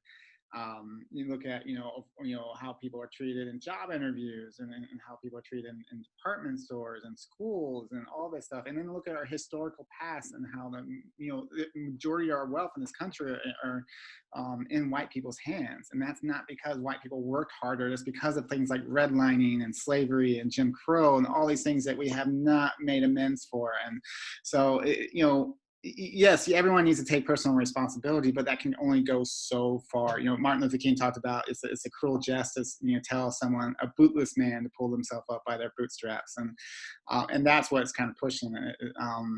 Because I know a lot of people were like, oh, they're just saying people shouldn't take personal responsibility. No, people should, and at the same time, we need to understand our history, and we need to understand systems of oppression, and that where women are paid less across the board for the same job that men work, for black people, particularly black women, are paid even less than white women, and this whole racial hierarchies and that produce a lot of inequalities that we see today. Anyway, so this idea of system justification and myth of meritocracy just, follow along those lines. And if system justification is this idea that, we live in a fair world where everything's just, and the people that have the wealth is because they worked harder. The people that are homeless is because they're lazy. The people that, are, protesting is because they're ungrateful, and so, and this, you get this from, whitewashed histories and this is why, Trump is attacking, people right now for teaching critical race theory and teaching white privilege and teaching anti-racism and people's histories and things like that. It's because literally, if you know that stuff, it's impossible to follow believe in meritocracy and justification. So that's why it's so important to the Republican Party that people don't know our critical history, our actual history outside of rich white people, rich white Christian male history. And so, particularly with this belief of meritocracy, and we talked a lot about this throughout our classes, but meritocracy is again like believing that the system's fair. Like the people that made it, made it because they tried harder. And like Jeff Bezos, who makes is a billionaire, is because he works a lot harder than like a single mom, raising a couple kids and pulling down multiple jobs. And so it's just it's not true. Again, everyone needs to take personal responsibility, but there's only so far that can like it's only so far you could go with personal responsibility. There's poet that talks about here's one line where like white people have a family and history of wealth. Most white people, even if you're not rich, you still have something that most white people have some kind of wealth that's inherited, whether it's maybe got help for college, maybe they have down payments in homes, and maybe they inherited some things when their parents passed away, and then she talks about how most black people don't even know their family history because they're past because they were their history is slavery basically, and being kidnapped from their history, and then working under Jim Crow, working under redlining, all these things, and watching white communities get accumulate all this wealth as they're being concentrated in poverty, and then just all of a sudden say everyone is on the same plane and you just have to take more personal responsibility is very harmful. And even like for our kids as well. I'm gonna read this so Clifton Marks talks about, in addition to for being false, a growing body of research in psychology and neuroscience suggests that believing in meritocracy makes people more selfish, less critical, and even more prone to acting in discriminatory ways. Meritocracy is not only wrong, it's bad.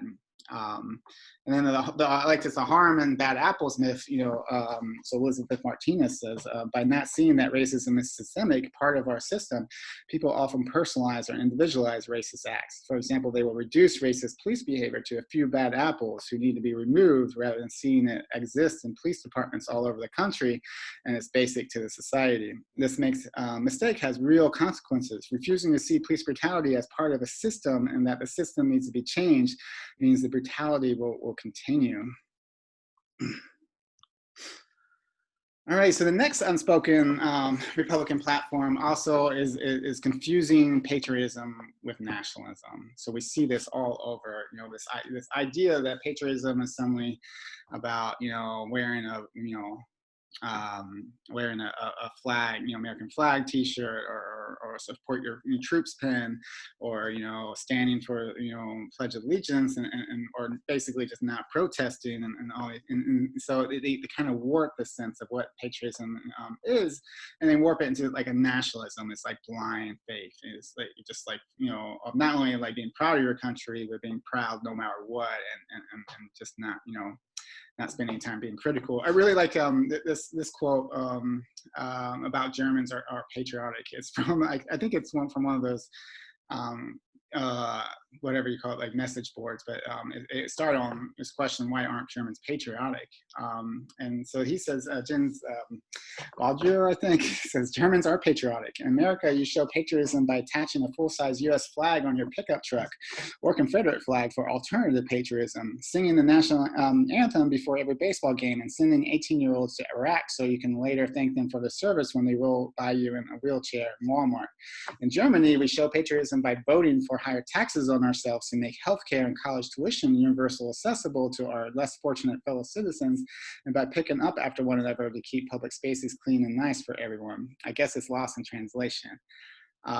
So the idea of this is like that patriotism is about, caring about everyone, your country, and actually self-sacrifice and supporting your country and doing things like wearing masks, for the betterment of our country, or passing gun regulations for the betterment of everyone in the country, instead of this individual liberty patriotism. So there's a couple other quotes I want to read. That the difference between patriotism and nationalism is that patriot is proud of his country for what it does, and the nationalist is proud of his country no matter what it does. The first attitude creates a feeling of responsibility, the second a feeling of blind arrogance that leads to war. And then Wes O'Donnell writes, a nationalist believes that his country is the best because they live in it, but a patriot believes that his country is the best because there is always room for improvement.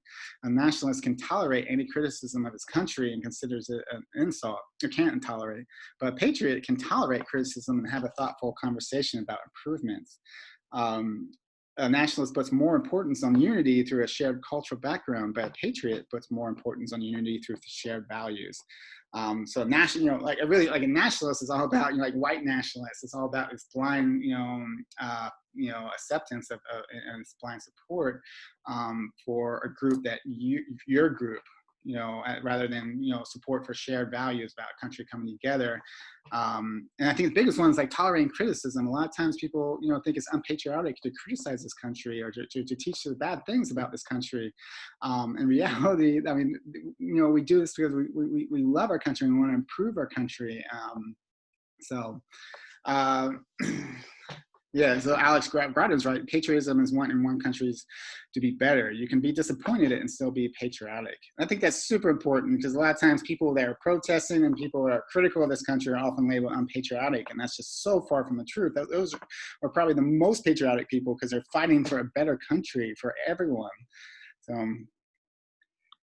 anyway, so Alex Grodin wrote this amazing comic, and I know it's a lot, but I couldn't pick one or two slides. So I'm just going to kind of go through each one of these slides. I apologize if it's going to feel weird doing that, but I think it's so good. And like, if you want to explore more, you can always pause it and read these again. But it starts out saying, I've been finding it difficult to be proud to be American. We're not with them, we swear. So this is a magma crowd that's like, doing their thing. Modern patriotism, which heightened after 9/11, feels like it's got out of hand. A friend has assured me patriotism is wanting one's country to be better. You can still be disappointed and still be patriotic. But a closed kind of a cultural indoctrination starts here with the Pledge of Allegiance, for sure. Most kids, they don't even know what they're pledging to. They're just being told that we need to pledge allegiance to this country. Textbooks teach us America is number one and feed us a myopic perspective of historic events that gloss over our government's role in oppression. So teaching a white, washed history. Even American cartoons relentlessly tout foreign accented villains, kids are creating this xenophobia. So Sidney J. Harris writes, a patriot is proud of his country for what it does. Oh, we already read that quote in the last slide. And then Malcolm X says, you're not supposed to be so blind with patriotism that you can't face reality. Wrong is wrong no matter who it says. And Ta-Nehisi Coates writes, I would argue for a studied pride, a gratitude that understands all that sacrifice that we could have easily tilted the other way, that the experiment is still even now fragile and remains in constant need of the lost 19th century concept of improvement. And then nothing shows devotion to one's country more than giving your life for it, yet veterans' lives are used to argue against any violation of American cultural norms, despite their oath to defend all their rights, freedom of expression included. You can't really read this, but this is actually, there was a Green Beret that came out in defense of Colin Kaepernick, saying that's why he fought, and to protect the rights for things like protesting and First Amendment. Nationalism makes us a country of hypocrites, shielding us from our flaws and searching to justify our mistakes. So you got, again, people that say all lives matter are also the people that support, child separation, all kinds of marginalization of people, of hurting the most marginalized people in our country.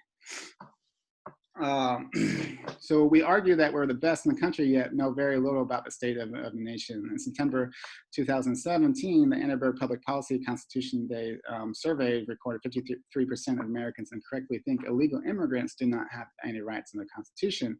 37% can't name any rights guaranteed under the First Amendment, and 26% can name 3 government branches. We rave about being, land of the free and a place where everything is possible, yet turn our backs on immigrants seeking refuge or a new start. The land of the free was stolen from indigenous people. After decades denouncing Hitler and Nazi Germany as pure evil, America ignores its symbols on our own soil. We've been taught to fear Russia and North Korea for the threats of nuclear war, yet America is the only country to drop a bomb on an enemy twice. In a way, nationalists are lucky they're not weighed down every day by our history's shortcomings. So it's true. You think it's not a coincidence that white nationalists are also the same, people at the top of the racial hierarchy in this country with the least amount of systemic oppression. It's easy to feel hopeless and angry in this political climate. So I'm sorry, that was weird, but it's just pointed out so many important things from our indoctrination as a youth, from media to school to our whitewashed history to this idea that we use our soldiers to shame people who are actually exercising their constitutional rights to make this a better country. And that we, this whole ridiculous, of all lives matter coming from people that constantly vote to marginalize, lives in our country and to devalue lives. And the fact that we're tolerating, things like Nazis in our country and contaminating water for profit, in indigenous land and things like that. So I just thought this was such a powerful cartoon. So yeah, definitely feel free to take some time, pause this and read through, all the comments and everything. It's pretty great. So Frances Ferricini, I got one more video by her. I shortened it a little bit, but this is again about, we're going to start talking about American exceptionalism over the next couple slides. We're number one. And no, not just in mass shootings and military spending, also weapons dealing. We know from fact-based, stat-heavy, well-researched, peer-reviewed studies, America isn't actually number one in the world, or the best. Unless best here is in reference to Melania's anti-bullying slogan, be best, in which case, it kind of works.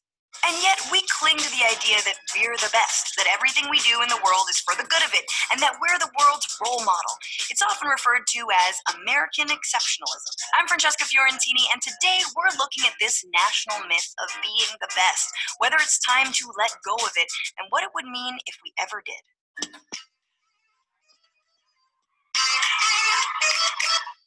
To break it down, let's look at what American exceptionalism is, where it comes from, how we've actually been losing power and influence around the world, and how our leaders have dealt with that reality. First, what is American exceptionalism? You might not be familiar with the term, but you're definitely familiar with its noises. America is the greatest country in the world. We know this is the greatest country on earth. We're the greatest country ever, and it's a fact. This is America, the greatest country on planet Earth. The greatest country in the history of man and woman. What an adorable afterthought. Hey, thanks, Nikki Haley, for challenging the patriarchy. But not too much. American exceptionalism is the Regina George of geopolitical ideology. It's the we're hot, you're not, deal with it belief system that says, sure, we've got deep-seated emotional problems, a traumatic childhood, and our friends are only our friends because they're afraid of us. It doesn't matter because everything we touch is amazing. It's only cool when we do it. And do you even go here? Just take it from the Regina George of newscasters. Well, the left is never going to understand American exceptionalism because they don't believe in American exceptionalism. But I don't know about you guys. I believe we live in the greatest nation on the face of the earth. I believe that we are a beaming light for the rest of the world. And for those who feel otherwise, there are 195 other countries. So I suggest they go pick one. Yeah, but I want California without you or Mel Gibson. Should we just rock, paper, scissors, or do we have to fight? Thing is, when Americans say we're number one, it doesn't exactly come from here. It comes from here. And not just because we rank super high in heart disease per capita. It's mostly just a slogan we repeat, and that the right uses to test our loyalty to the country we live in and attack anyone trying to make it better, which is the equivalent of shaming a firefighter for trying to put out a fire in your own home. Love it or leave it, asshole. I love the smell of toxic smoke in the... So where does the idea of American exceptionalism come from? Some say it has to do with our founding and our Constitution, which guaranteed equality to all. Of course, the country was founded through the violent takeover of Native American land and enslaving Africans to help build us into a global economic superpower. Look, it was aspirational. But a more recent moment that has deeply shaped our exceptionalism was when the US entered World War II and helped Allied countries defeat Nazism. Sure, we showed up late in Europe, kind of how your period shows up late. Little scary, and then there's way too much blood, but ultimately, relief. After the war, and in part thanks to it, America emerged as the world's main economic superpower. We were helping other countries rebuild, and in turn, they had to buy our goods. America basically became the world's pushy Tupperware lady that no one could say no to. And if you like that dip and serve tray, you might also like this F-16. And when the Soviet Union collapsed, well, it all went a bit to our heads. You could say we finally won the measuring contest, space race. So there we were, the victors of the world, with the cash and the glory, and all that helped fuel our illusion of American exceptionalism. And that's usually where the action movie ends, because no one wants to know what happens after Rocky wins. He gains a lot of weight, goes bankrupt, and keeps getting food poisoning from eating raw eggs, which he can't remember gives him food poisoning because he also has CTE. There, I said it. Or in America's case, we expand our military around the world, kill millions by getting involved in military conflicts from Central America to Vietnam under the Cold War ideology of stopping communism, embrace free market policies that end up ruining our workforce and that of other countries, and oops, who knew all that foreign intervention would lead to crazed murderers who want to kill Americans? And they do. And instead of reassessing our response, we invade two more countries that had nothing to do with it. Well, one we invade again, and throw trillions of dollars at counterterrorism, only to still be fighting in Afghanistan, the never-ending war which just turned 18. That means it's old enough to fight itself, okay? And yes, somewhere in all that, Prince released Purple Rain, and for a moment, things were good. And maybe behind all of our problems is that pig-headed ideology called American exceptionalism. This word exceptionalism, which has been repeated throughout American history, that we are the exceptional country, that at this point, I think, makes us a danger to ourselves. American exceptionalism is a bit like the curse of the monkey's paw. You know, every time something amazing happens, it also has horrible consequences. You're going to have a new nation with brilliant founders, but they'll own slaves. You're going to win a great world war, but you'll start dozens of others. You'll get your first black president, but your next president will be a crumpled Fritos bag with a turd inside. Our American exceptionalism has made us a danger to ourselves and others. Case in point, our wars in Afghanistan and Iraq. Moves that truly sealed our fate, not as leaders in human rights or democracy around the world, but being a violent global douchebag. After those wars, the perception of America in both Europe and the Middle East, which already wasn't good, fell even further. Also, because when France wouldn't join the war, we tried to make freedom fries a thing, and the world was like, stop trying to make freedom fries happen. It's not going to happen. In many ways, the Iraq f***up got us a president who didn't vote for it and campaigned on ending the war. Obama understood how much international trust was lost in America after 8 years of fighting. He knew American exceptionalism was a problem, even though he said he believed in it. I believe in American exceptionalism with every fiber of my being. But what makes us exceptional is not our ability to flout international norms and the rule of law. It is our willingness to affirm them through our actions. God, he's so diplomatic and presidential. I almost forgot about things like the expanded drone program. Like, it briefly disappeared from memory, and in that moment, things were good.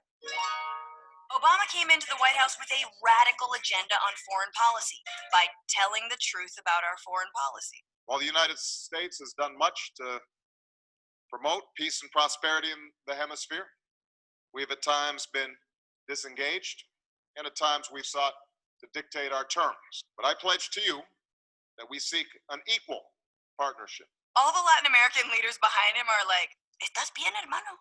Qué chistoso. En serio?" But all that diplomacy was referred to by the right as Obama's apology tour. The World Apology Tour that Obama conducted. President Obama began his presidency with an apology tour. President Obama becoming the first sitting U.S. president to visit Hiroshima since the U.S. dropped an atomic bomb there. A lot of people debating today whether this was an extension of President Obama's apology tour. It was considerably worse than a simple apology. It was a stagecrafted act of atonement. What? We're talking about f***ing Hiroshima. 140,000 people murdered with an American atomic bomb. Even Jeffrey Dahmer apologized for his crimes, and he ate people. Think about that. Obama was attempting to help America dip its toes into the idea that we should no longer be the world's police, nor are we the only economic superpower. Other economies, not just in Western Europe, but also BRIC countries, have grown faster than the U.S. economy and are on track to outpace us in the next 20 years. And they do natural resource destruction, foreign election meddling, religious nationalism, and gymnastics almost as good as us now. We're in different geopolitical times, thanks in part to how poorly we manage our power. Now America doesn't call the shots, and that scares many people, especially the powerful on both sides of the aisle. Which brings us to Trump, because the monkey's paw always provides. Ooh, Fritos! Trump was elected on the premise that he was going to make America exceptional again. And yet his entire presidency is proof that we aren't.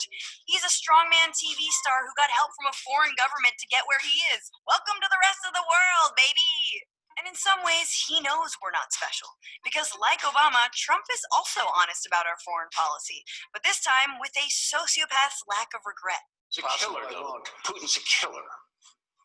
A lot of killers. We got a lot of killers. Why you think our country's so innocent? We should have taken the oil. You wouldn't have ISIS if we took the oil. That'd bring back a hell of a lot worse than waterboarding. Trump doesn't see America as a force for good in the world. And on the one hand, after so much righteous bombing, that's almost a bit of a relief. Until you look at how he's cozied up to our most unhinged allies and foes. Saudi Arabia, Israel, North Korea, Russia, and right-wing populists like Boris Johnson, Marie Le Pen, Roseanne Barr. Also, let's remember that for whatever isolationist talk Trump spewed, he's expanded drone strikes to 5 times the rate of Obama, authorizing 75 of them in his first 74 days in office. But all right, so we'll stop it there. Feel free, Google this if you want to watch the rest of the video. Yeah, so the myth of American exceptionalism. So Stephen M. Walt, writes this really great article, and I'm just going to kind of read through it because he defines 5 myths around American exceptionalism that has kind of risen over the last century. Myth 1 is there's something exceptional about American exceptionalism. But he writes, most great powers have considered themselves superior to their rivals and have believed that they were advancing some greater good when they imposed their preferences on others. Among great powers, thinking you're special is the norm, not the exception. So so he talks about all great powers. Large countries always sell this idea that they're good. Even like, Portugal, when it was enslaving Africa, starting the transatlantic slave, trade, hired writers to write about how they were bringing civilization and they were like, exceptional and they were great for doing this. So this is not, something different or new. Myth 2, the United States behaves better than other nations do. And then Stephen writes, Native genocide, slavery, Filipino genocide, overthrown numerous democratic elected governments, supported numerous Latin American death squads, supported numerous authoritarian governments around the world, killed hundreds of thousands of innocent people in the Middle East from a war created by lies, etc.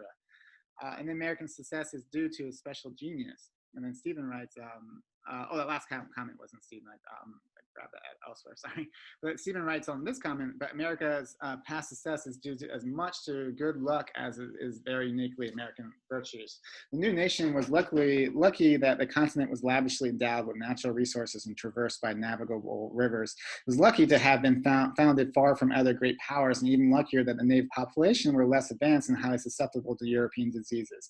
Americans were fortunate that the European great powers were as much at war for for as much as the Republic's early history, which greatly facilitated its expansion across the continent, and its global primacy was ensured after the other great powers fought two devastating world wars. This account of America's rise does not deny that the United States did many things right, but it also acknowledges that America's present position owes as much good fortune as any special genius or manifest destiny. The United States is responsible for most of the good in the world. And then for starters, to Americans watching Saving Private Ryan or Patton may conclude that the United States played a central role in vanquishing Nazi Germany. Most of the fighting was in Europe, Eastern Europe, and the main burden of defeating Hitler's war machine was borne by the Soviet Union. I mean, and that's not to like downplay what, you know, America did in World War II, but you ask any World War II historian, you know, who won the war, and they'll tell you Russia. Like, it's just, I mean, most of the fighting happened on the Eastern Front. Most of the casualties, you know, and that's, you know, and particularly on the German side happened on the Eastern Front. Not to say we didn't contribute and help with the war, for sure, and we helped win the Western Front, but yeah, it's, yeah, I mean, Google, yeah, I mean, any World War II historian will have a lot to say about that. But anyway, going back to the quote, the abolition of slavery and a long effort to improve the status of women owe much to Britain and other democracies in the United States, where progress in both areas trailed many other countries. Nor can the United States claim a global leadership role today on gay rights, criminal justice, or economic equality. Finally, any honest accounting of the past half century must acknowledge the downside of American primacy. The United States have been a major producer of greenhouse gases for most of the last 100 years, and thus a principal cause of the adverse changes that are altering the global environment. The United States stood on the wrong side of a long struggle against apartheid in South Africa and backed plenty of unsavory dictatorships, including Saddam Hussein. When short-term strategic interests dictated, Americans may be justly proud of their role in creating and defending Israel and combating global anti-Semitism, but its one-sided policies have also prolonged Palestinian statelessness and sustain Israel's brutal occupation. Bottom line, Americans take too much credit for global progress and accept too little blame for areas where US policies has in fact been counterproductive. And the last myth is God is on our side. Confidence is a valuable commodity for any country, but when a nation starts to think it enjoys the mandate of heaven and becomes convinced that it cannot fail or be led astray by scoundrels or incompetence, then reality is likely to deliver a swift rebuke. Ancient Athens, Napoleonic France, Imperial Japan, and countless other countries have succumbed to this sort of hubris, and nearly always with catastrophic results. So these are just like short clips from the whole article. I definitely recommend reading this whole article, but really, I mean, it does a great job kind of defining where this American exceptionalism, you know, the myths that it comes from. And then we'll play this quick little quote about how American exceptionalism is really affecting our ability to understand our actual real history of our country. So we play this clip from John Oliver's show. When Texas was reviewing its state standards, one parent made it very clear that the main history he wanted his kids taught was that of American exceptionalism. The one thing I want my kids to know when they get out of school about America is that the worst day in America beats the best day in any other country.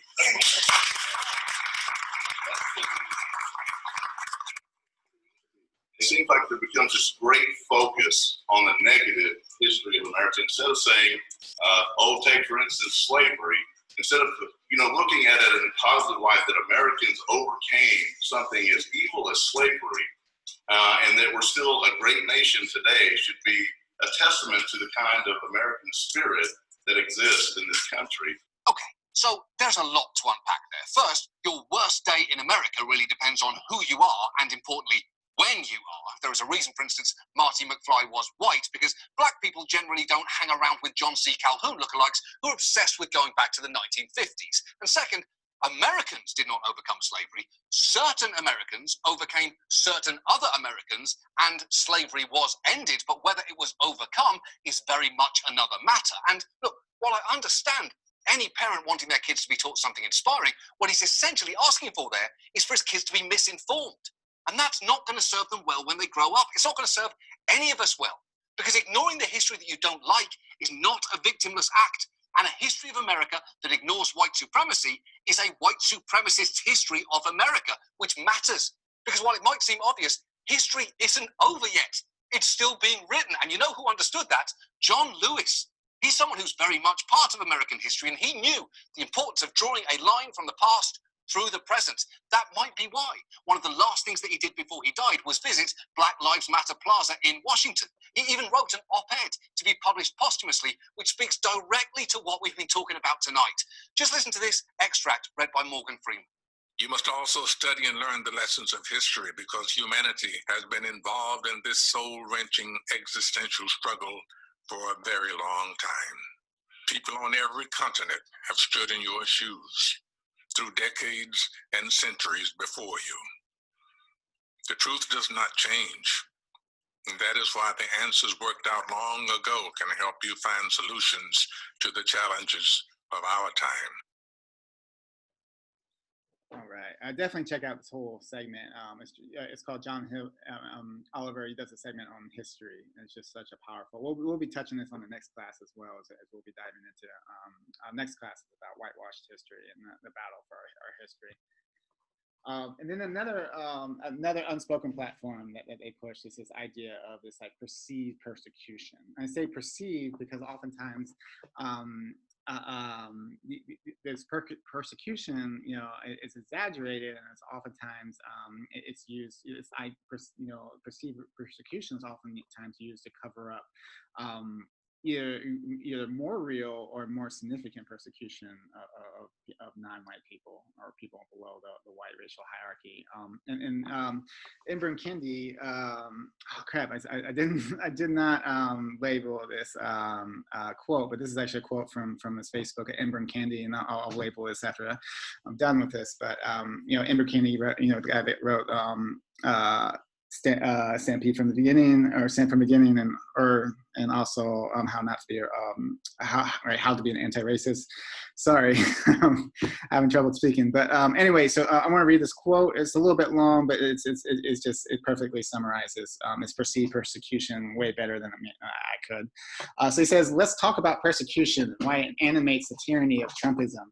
The historical defense of violent American bigotry is a projection of persecution rooted in the violent denial of reality.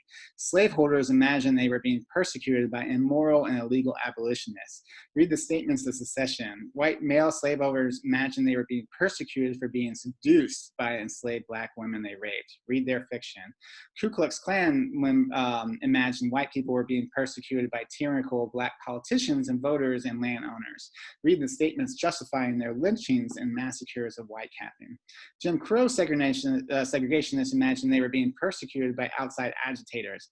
Read their statement of massive resistance. After 60s, not racist Americans imagined they were being persecuted by affirmative action, welfare fraud, voter fraud, and super predators.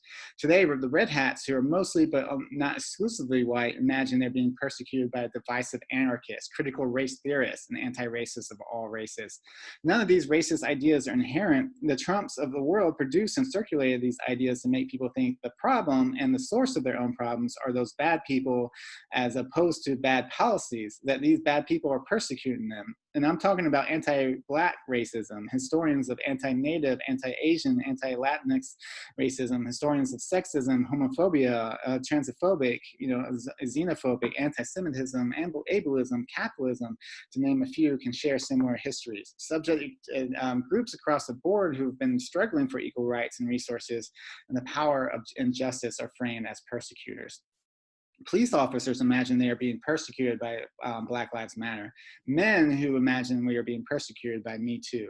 Heterosexuals, we imagine we are being persecuted by queer activists demanding marriage equality. Cisgender people, we imagine we are being persecuted by transgender people striving to live and be themselves. Why do Americans refuse to allow those others people to be free? Why are Americans so threatened by the other group's freedom dreams? Why do Americans commonly believe they must lose for the other people to gain their freedom? Why? Because the slaveholder's mentality is still common. In the slaveholder's mind, the subjugated are supposed to submit to equality and justice and terror. When we resist, slaveholders frame us as persecuting them.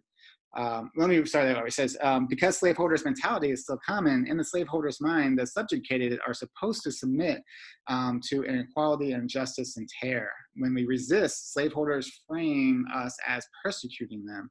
Read how slaveholders and segregationists frame Americans fighting for justice. The greater the anti-racist resistance, the more power we seize.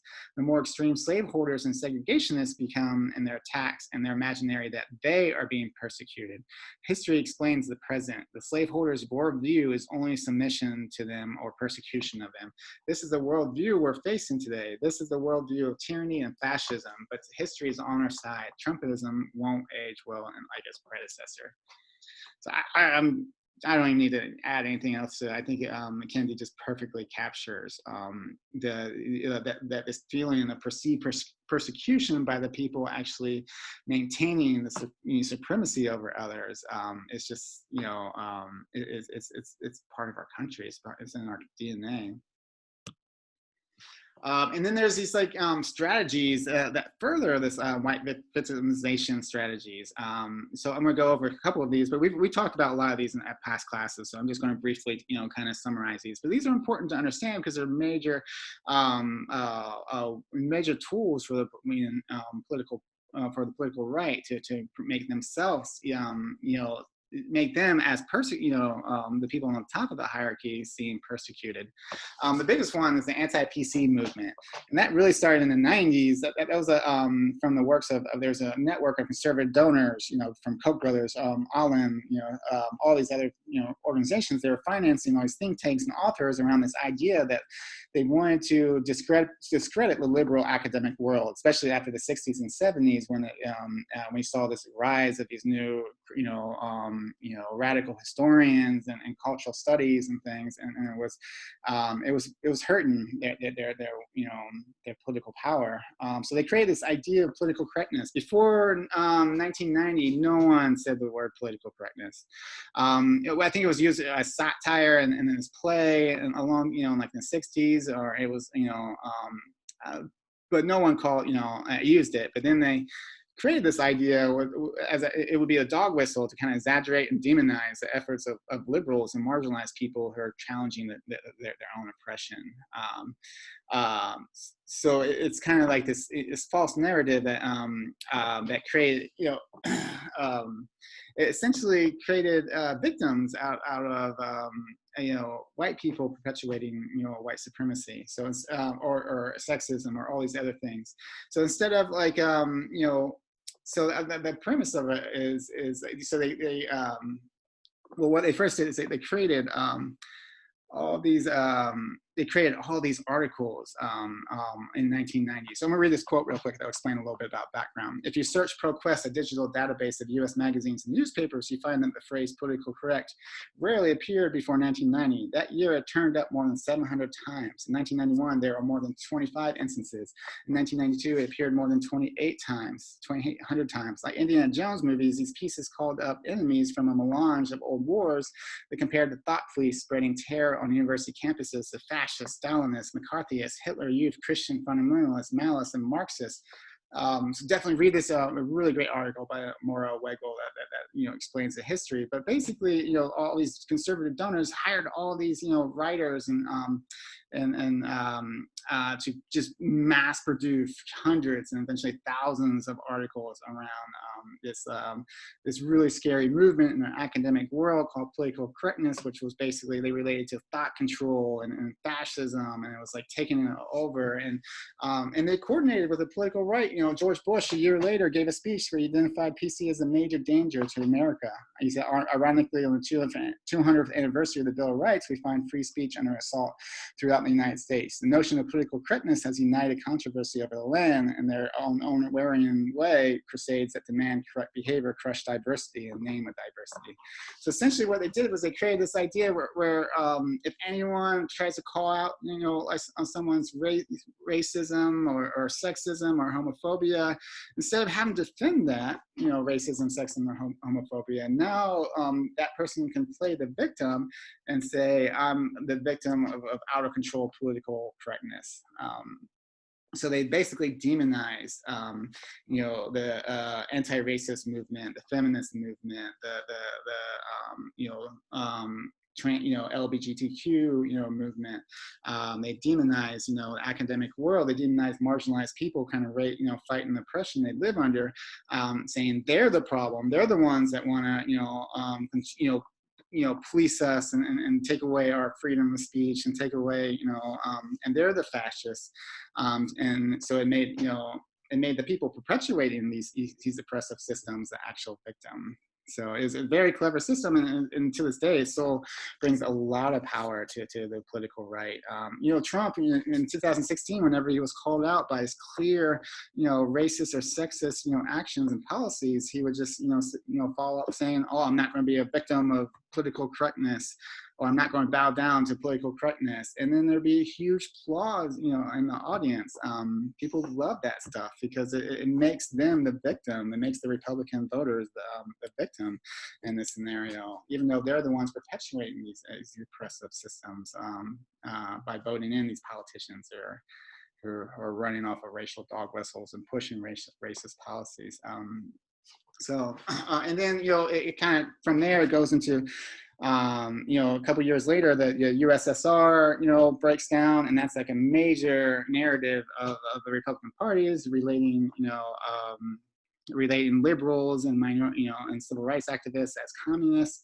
We'll talk a little bit more about that in another section, but so they're looking for another way to kind of demonize this stuff. That's when Pat Buchanan, kind of the 1992 RNC convention, creates this idea of culture war, that we're in a culture war.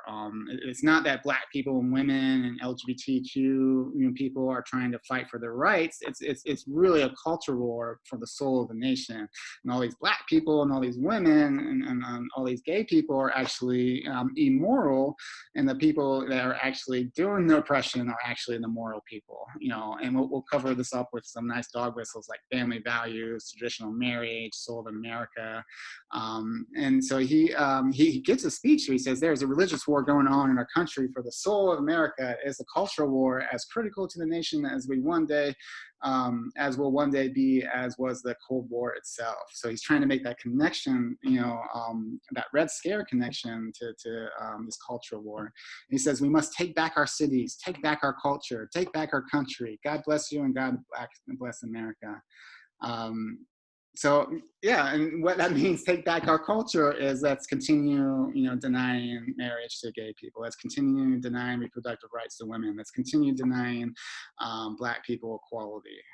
That is literally what they mean, but they cover it up in family values and traditional marriage and things like that. So it's again, it's about making the oppressors feel like they're the ones being persecuted, and that's, if you could do that, you'll get a whole lot of votes, and Republican parties are really good at that. And then cultural Marxism comes up in 2000. This is basically just mixing anti-Semitism ideas with anti-PC movement and culture war. So it's basically saying all this stuff is happening there, all these civil rights activists and feminists, is actually an anti-Semitic, plot. And that's when you start seeing it's racial dog whistles like George Soros and globalists and, start emerging. And that actually, you may not have heard cultural Marxism, but you definitely see the effects of it. We see in 2018 election, when the main platform, the main narrative that Trump was going on in political right and Fox News was that George Soros and other powerful Jewish people were organizing these migrant caravans to invade, our country and cause chaos and ruin our country. And that really inspired a lot of white supremacists and nationalists to kind of take charge. One of them being this guy that committed the largest Jewish massacre in this country, where he went to Pittsburgh and he chose a synagogue that worked with helping relocate refugees from south of the border. And he specifically chose that because he believed this reality that Jewish people were using migrants to kind of, tear down this country. And he killed a lot of people because of these narratives. So we do see, so these narratives are mixing this like anti-PC movement, these cultural wars. Now they're mixing anti-Semitism into it, communism, anti-communism into it. And then we get to today, one of Trump's major platforms is what we call cancel culture, that's where that's like the next step to this stuff. It's almost like it's like all of this stuff on steroids, and it's just so hypocritical because Trump is like he's so involved with canceling so many things. Like he called a boycott of Goodyear tires because they wouldn't let some employees wear Trump hats. He canceled TikTok because they were saying bad things about him. There's this article by CNN of just this long list of things that he's either canceled or attempted to cancel. But that's not cancel culture. Cancel culture is when marginalized people try to make white people feel aware of their complicity to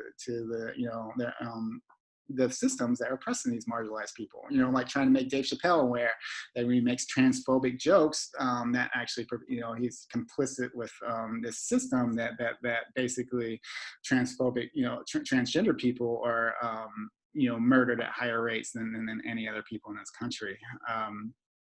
But that's cancel culture, even though Chappelle went on and made millions of dollars and it wasn't canceled the least bit, but his power was challenged. And that's really what cancel culture is. It's about demonizing, the people trying to challenge the power of other powerful people.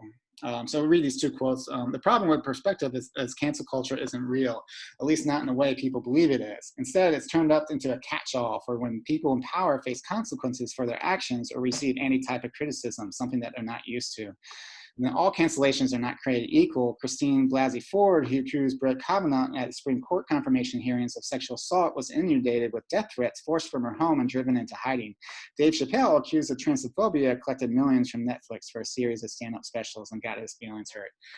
So despite the fact that, this is mainly against powerful people, at the same time, and when there are cases where people have gone too far, and there's a lot of there's a right way and wrong way to call out people and call in people, and there is a movement trying to incorporate instead of just calling out people, trying to help them and bring them back on our side. So there's a lot of better ways we could be doing this for sure, but that's not the issue.